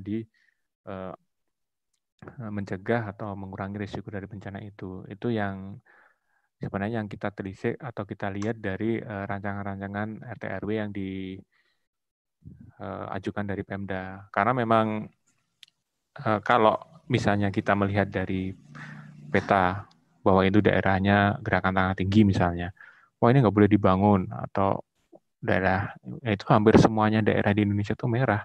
Makanya yang perlu kita lakukan adalah bagaimana untuk membuat suatu instrumen infrastruktur untuk mengurangi risiko itu. Bagaimana kita berdamai dengan atau berkompromi atau kita bisa mengurangi risiko dari kejadian bencana itu. Itu salah satunya. Memang kalau misalnya bisa dipindahkan itu akan lebih bagus, tapi itu akan social cost-nya lebih tinggi. Itu yang ada. Jadi kalau kita sih biasanya memberi arahan informasi seperti ini, mungkin arahannya kalau memang sudah daerahnya padat dan lainnya, ya kita tekankan di area-area bagaimana mengungsi, bagaimana area terdampaknya, bagaimana membuat bangunan yang lebih baik, itu mungkin ke arah situ sih. Dan juga selain asistensi seperti itu, kami juga menerima beberapa dari Pemda.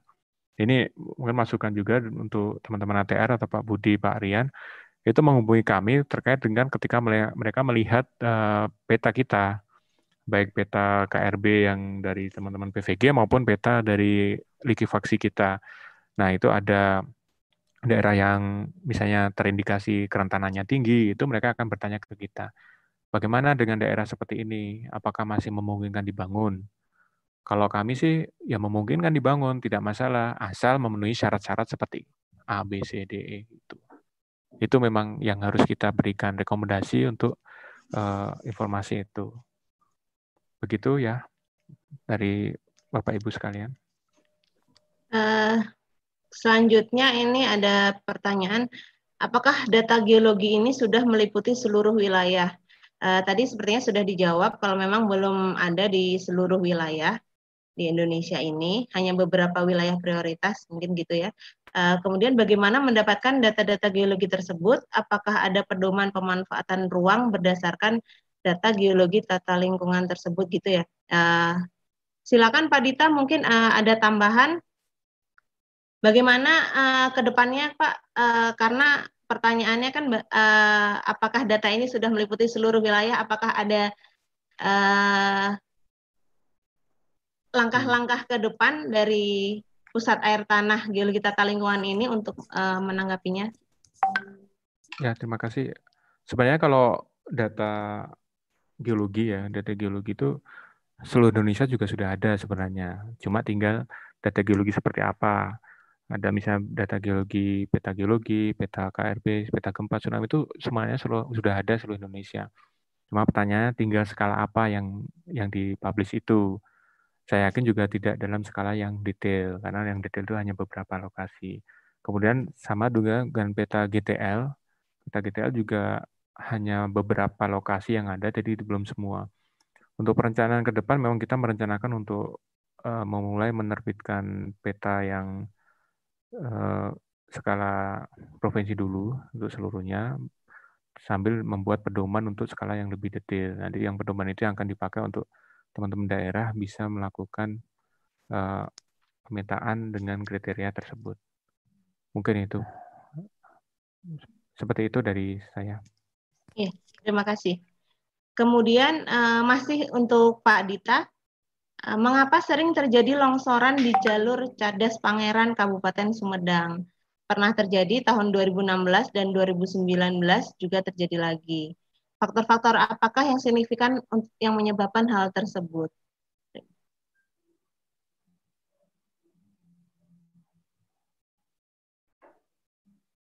Silakan Pak Dita. Oh iya. Wah, ini sebenarnya pertanyaan yang teknis sekali ya. Barangkali mohon maaf nanti kalau ada teman-teman PVG yang gertan yang di forum ini bisa menambahkan saja. Jadi salah satu daerah yang gerakan tanah yang cukup banyak itu adalah di Jawa Barat. Salah satunya adalah di Cadas Pangeran itu. Memang ini saya mempelajari atau dapat dari teman-teman PVG sih. Yang sederhananya itu seperti ini. Ada lereng, kemudian ada hujan, batuannya lepas, udah ada, itu pasti longsor. Apalagi ditunjang dengan kegiatan pembangunan infrastruktur di situ, dengan pemotongan lereng, itu juga akan menambah berkurangnya daya dukung lereng itu untuk istilahnya turun. Nah, memang ada beberapa hal yang bisa dilakukan secara infrastruktur ya, bisa membuat talut maupun membuat jalan dan jembatan itu untuk mencegah terjadinya longsornya itu. Tapi memang itu kembali lagi kepada bagaimana desainnya, bagaimana modelnya, tekniknya, itu yang harus dikembalikan lagi. Nanti ujungnya ke arah cost-nya juga, ke arah biaya yang diperlukan untuk penanggulangannya. Ya, kalau saya kira itu memang sudah daerah, termasuk daerah rawan gerakan tanah sedang dan sampai tinggi juga di daerah tersebut. Itu dari saya. Kemudian bagaimana mengatur bila wilayah yang memiliki potensi besar tapi sudah dimanfaatkan untuk pengembangan wilayah perkotaan. Nah, ini untuk wilayah yang sudah terbangun. Kira-kira apa yang bisa dilakukan untuk pencegahan terjadinya bahaya? Mungkin dari Bu Kurnia atau Pak Dita, silakan. Ya, kalau menurut saya sih pada daerah yang terbangun, kita jangan membuat perizinan baru di daerah itu. Selanjutnya, kita juga melihat kendala geologi atau kendala bencana yang berkembang di daerah tersebut. Jadi dari situ kita bisa membuat arahan lebih lanjut tentang bagaimana penataan ruang atau evaluasi di daerah tersebut. Jadi kalau misalnya daerah terbangunnya itu terjadi banjir ya mungkin ada beberapa instrumen atau beberapa hal yang harus dilakukan, baik itu dari pemerintah sendiri ataupun kerjasama kolaborasi dari masyarakat. Jadi sudah mengetahui bahwa daerah itu rawan atau bagaimana harus bekerja bersama. Jadi itu kalau saya harus kolaboratif. Dan mengenai pemanfaatan atau penggunaan lahan berikutnya, kalau misalnya ini ada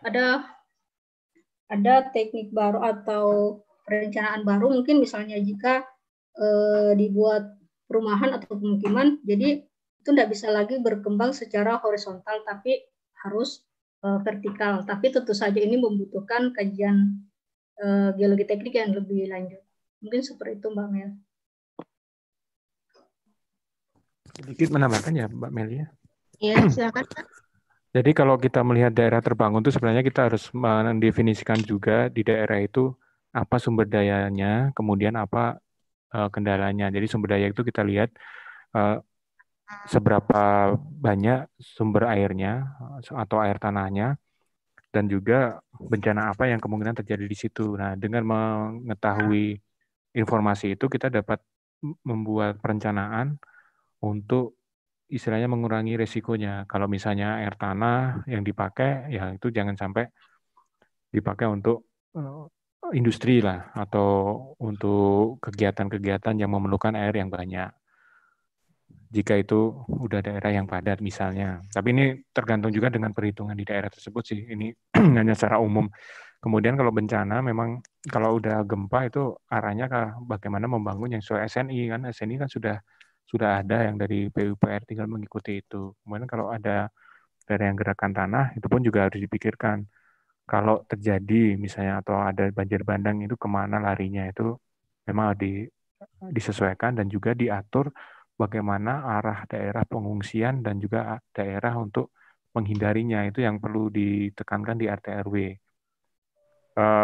Banyak beberapa kali saya membaca RT RW daerah, kadang agak kelupaan memasukkan unsur itu, walaupun sepele sih. Misalnya di mana daerah titik kumpul jika terjadi gempa, di mana daerah jika terjadi bencana, itu memang harus dimasukkan, apalagi di daerah yang sudah kadung padat.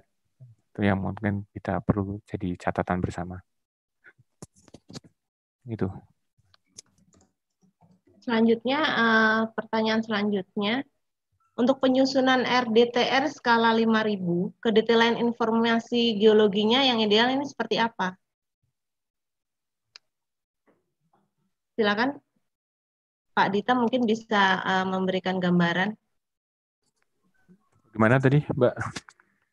Untuk penyusunan RDTR skala 5.000, ini kedetailan informasi geologi ini harus sampai seperti apa? Oh ya, terima kasih. Sebenarnya kalau skala 5.000 itu kalau misalnya kita menurut standar ya, artinya kan kita mengambil misalnya tiap 50 meter kita ambil datanya, itu berarti kan skala 50.000. Cuma kan kalau untuk kegunaan RDTR sebenarnya dengan peta geologi yang skala barangkali, ini saya lihat di Palu kemarin ya, mungkin pakai skala yang 25 pun sebenarnya sudah cukup untuk menerjemahkan yang skala 5.000. Kecuali memang di dalam RDTR skala 5.000 itu akan dibangun sesuatu peruntukan khusus. Misal, di skala 5.000 ini akan dibangun suatu kawasan ekonomi khusus, misalnya suatu kawasan industri. Nah, ini memang 5.000-nya perlu benar-benar kita lakukan kajian misalnya dengan pemboran maupun dengan sonde dan lainnya, karena akan menyangkut berapa daya dukung yang diperlukan untuk membangun suatu bangunan. Jangan-jangan bangunannya 5 lantai, 10 lantai, atau bikin suatu bendungan dan lainnya. Itu yang perlu diperhatikan. Tapi kalau hanya untuk RDTR, itu saya kira tidak terlalu spesifik harus mengambil data per 50 meteran lah misalnya. Karena itu akan high cost juga, dan juga saya pernah juga ngobrol sama Pak Budi, kalau misalnya 5.000-nya sudah jelas mau dibikin suatu infrastruktur strategis, itu akan lebih worth it lah untuk dilakukan, misalnya pengambilan data bor tiap berapa meter atau data sonder itu. Itu gambarannya. Jadi kita mencoba untuk menggunakan data itu seefisien mungkin. Artinya kalau memang ideal sekali, apakah dengan biaya sebesar itu akan worth it untuk membuat peta 5.000. Walaupun itu sebenarnya dengan skala yang 25 pun bisa didetilkan dengan metode misalnya penginderaan jauh, pon yang lain itu bisa dilakukan. Tapi kalau butuh data geologi dengan bawah permukaan yang detail, misalnya saya butuh informasi dari 0 sampai 10 meter ke bawah, karena nanti dibuat untuk fondasi. Nah, itu perkara lain lagi. Itu yang perlu dijelaskan di teman-teman RDTR. RDTR kan lebih ke pelamparan kan, ke arah horizontal. Tapi begitu dia akan bangun sesuatu, yaitu arah vertikalnya harus didetailkan. Itu yang harus ditanyakan dulu. Untuk apa RDTR-nya ini nanti? Peruntukannya untuk apa saja? Itu aja, Mbak. Kemudian kalau informasi peta TGL, mungkin yang dimaksud peta geologi tata lingkungan atau GTL mungkin ya ini. Bisa didapatnya ini di Pusat Air Tanah dan Geologi Tata Lingkungan yang berkantor di Jalan Diponegoro nomor 57. Gitu. Kemudian pertanyaan untuk Pak Dita dari Kevin Kendana. Sebagai mahasiswa yang tertarik akan geologi tata lingkungan dalam pemetaan geologi, data-data apa saja yang harus kita ambil sebagai acuan dalam rekomendasi tata ruang. Kemudian output pada peta apa saja yang perlu disajikan agar peta lebih informatif. Silakan, Pak. Terima kasih. Wah, pertanyaan saya dari mahasiswa ya. Nah, ini saya salut sekali. Sekarang trennya memang banyak mahasiswa geologi yang tertarik geologi tata lingkungan ya. Agak berbeda dengan zaman dulu ya, Pak ya. Zaman saya dulu kebanyakan tertarik di mineral atau migas. Minyak, migas. Jadi pertama isu lingkungan tuh tidak akan pernah berhenti ya. Jadi akan selalu berubah dan juga bertambah maupun ikut menarik.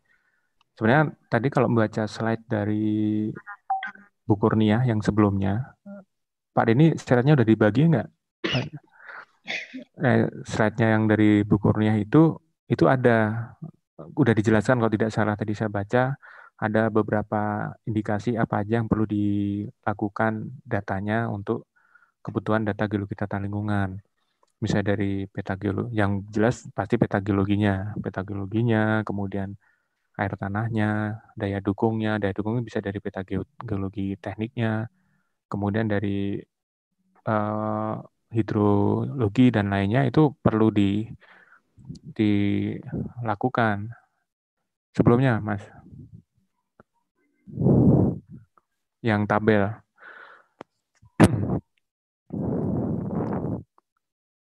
Nah, itu. Sebelum.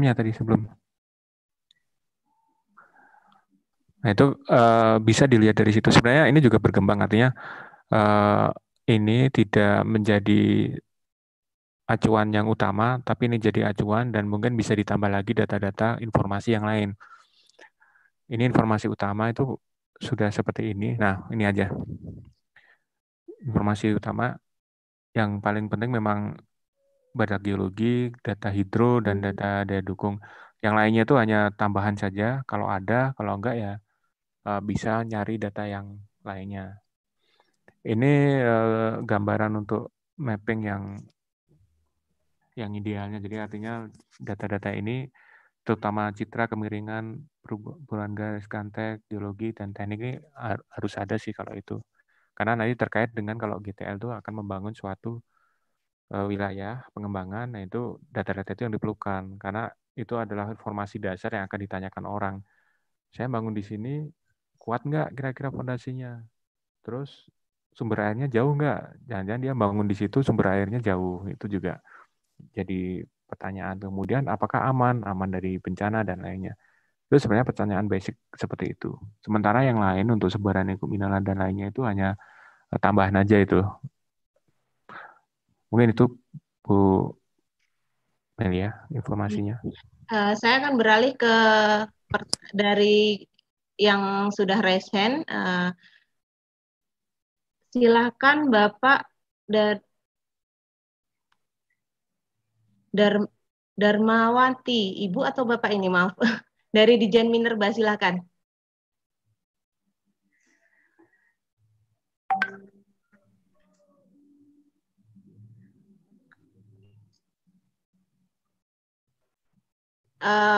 Mohon hostnya untuk meng-unmute.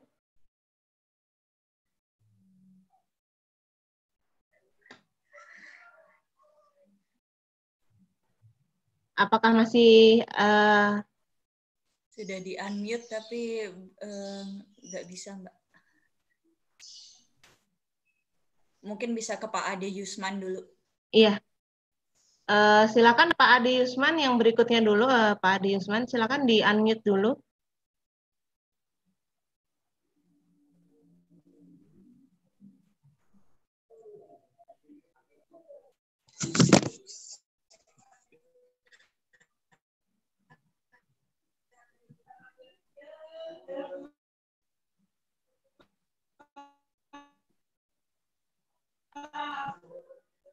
Ya, perkenalkan saya dari kebetulan bidang kami selalu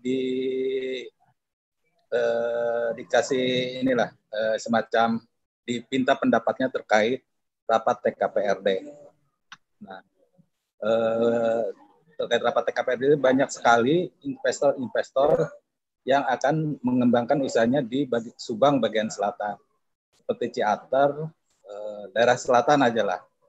Nah, kebetulan kami merekomendasikan untuk membuat kajian geologi lingkungan.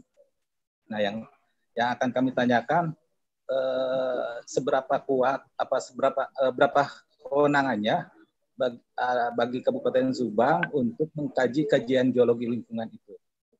Mungkin itu aja, Bu. Terima kasih. Iya, terima kasih Pak Ade. Silakan Pak Dita atau Bu Kurnia boleh untuk menanggapi seberapa besar kewenangannya untuk daerah melakukan geologi tata lingkungan ini. Baik, Bapak tadi sebenarnya dari instansi mana Pak ya? Dari Dinas Tenaga Kerja, Bu. Bidangnya bidang energi sumber daya mineral. Oh, iya. Ya, kita Undang-Undang 23 itu ya?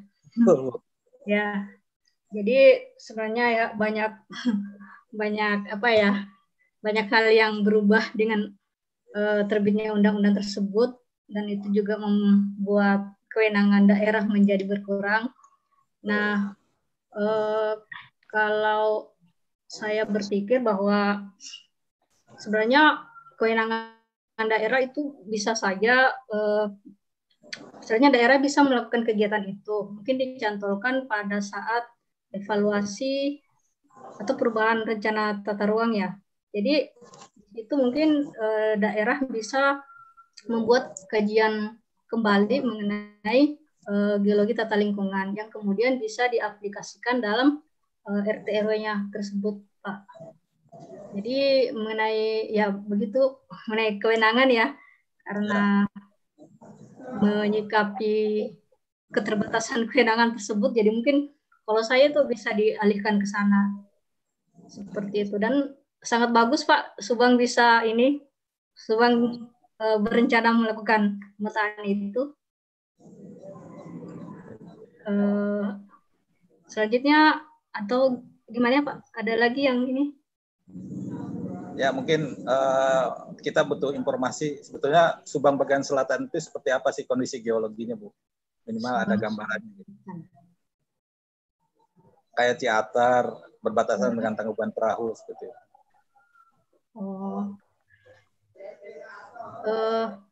Pak Dita atau Mbak Mel, apakah pernah ada kajian sebelumnya di sana? Silakan Pak Dita menambahkan.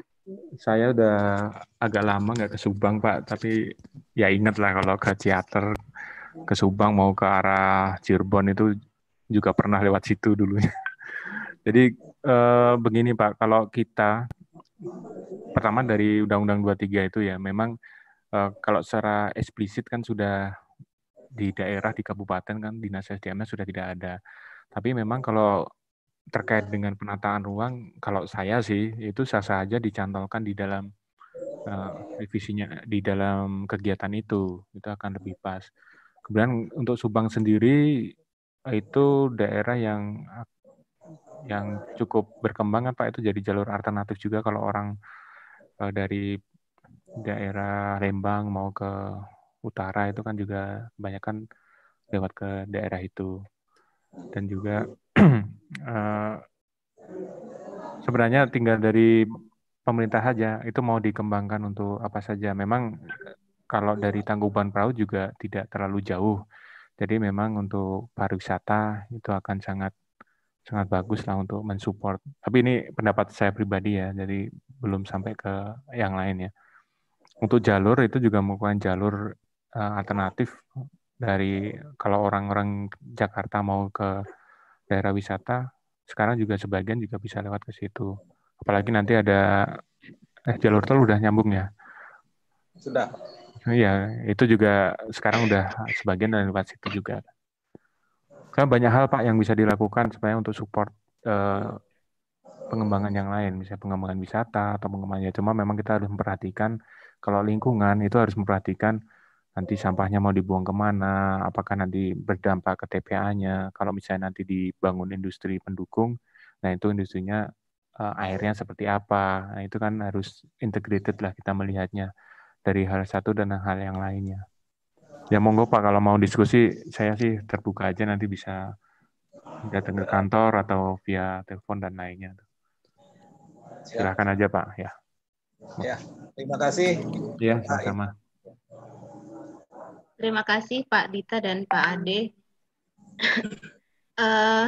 Selanjutnya mungkin pertanyaan dari kolom chat terkait zona sesar Lembang. Apakah ada data terbaru dari GTL?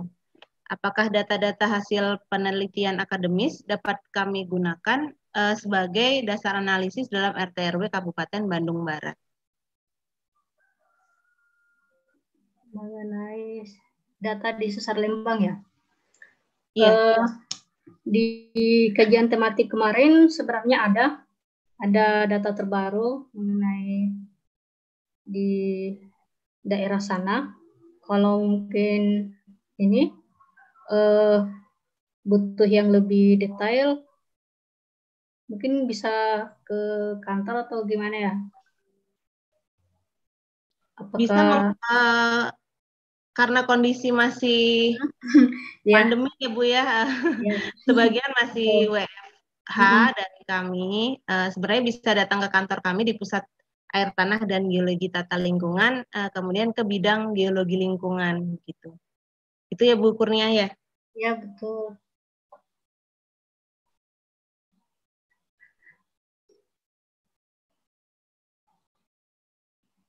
Kemudian apakah masih ya ini ada pertanyaan dari DSDM Maluku Utara untuk Pak Dita.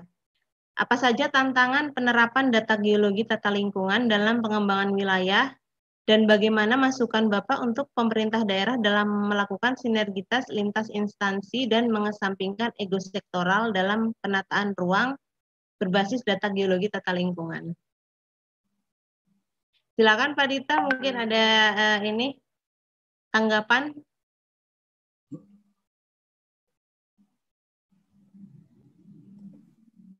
Ya, terima kasih Pak. Dari Maluku Utara ya, dari Ternate atau Sofivi kalau nggak salah. Ini tantangan yang lebih besar lagi Pak, apalagi untuk daerah-daerah kepulauan yang seperti Maluku Utara itu kan, apalagi tantangan sekarang adalah mengembangkan kota selain dari Ternate kan dikembangkan juga ke arah yang Sofivi ke utara itu kan juga perlu dikembangkan. Nah, ini memang data di kami pun juga belum terlalu banyak untuk daerah sana, masih mungkin kalau teman-teman yang di pusat sumber daya itu lebih banyak ke arah informasi pertambangan. Nah, yang kedua, saya belum tahu apakah di daerah ada misalnya tenaga ahli atau SDM tentang geologi yang khusus menggabungkan antara geologi ini dengan penata ruangnya, itu perlu diperhatikan. Tantangannya memang sebenarnya untuk mengkolaborasi datanya dari data sumber dayanya apa saja di sana, kemudian dari data bencananya apa saja. Kalau saya lihat sih sementara ini mungkin yang perlu diwaspadai adalah kegempaan kalau di daerah sana. Kemudian juga dari sisi kalau air saya kira tidak terlalu seperti lokasi lain karena pengembangan di daerah Halmahera kan belum sepadat di Pulau Jawa maupun di pulau-pulau Bali dan Lombok lah misalnya. Buat tantangannya itu Pak, mungkin SDM, atau kalau tidak bisa juga dengan barangkali ada perguruan tinggi di Maluku Utara yang memang concern ke arah geoscience. Geoscience itu bisa geologi, bisa mungkin geofisika ataupun yang teknik sipil dan lainnya, itu juga bisa mulai bagaimana membuat suatu kajian khusus mengenai geologi tata lingkungan di daerah itu. Mungkin yang paling logis yang menggandeng perguruan tinggi di lokasi tersebut, Pak. Itu yang paling bisa dilakukan dibandingkan harus misalnya mendatangkan dari Jawa atau lain. Tapi kalau misalnya untuk diskusi sih kami terbuka, apalagi dengan kondisi sekarang mau by phone, by WA, silahkan aja untuk apa yang perlu dilakukan untuk di sana. Gitu, Pak. Tantangannya lumayan itu. Iya. Sekedar informasi untuk para peserta, materi ini sudah di-share di kolom chat, silakan di-scroll untuk mendapatkan linknya dan bisa diunduh secara gratis. Kemudian waktu sudah menunjukkan pukul 3, mungkin satu pertanyaan lagi ya Pak, Bu Kurnia. Dari Pak Muhammad Nur Rahman, silakan yang resen, silakan host untuk di-unmute.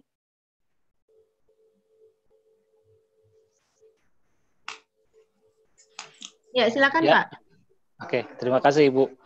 Sebenarnya tadi yang saya itu yang nanya masalah sesar Lembang Bu, jadi nyambung aja mungkin.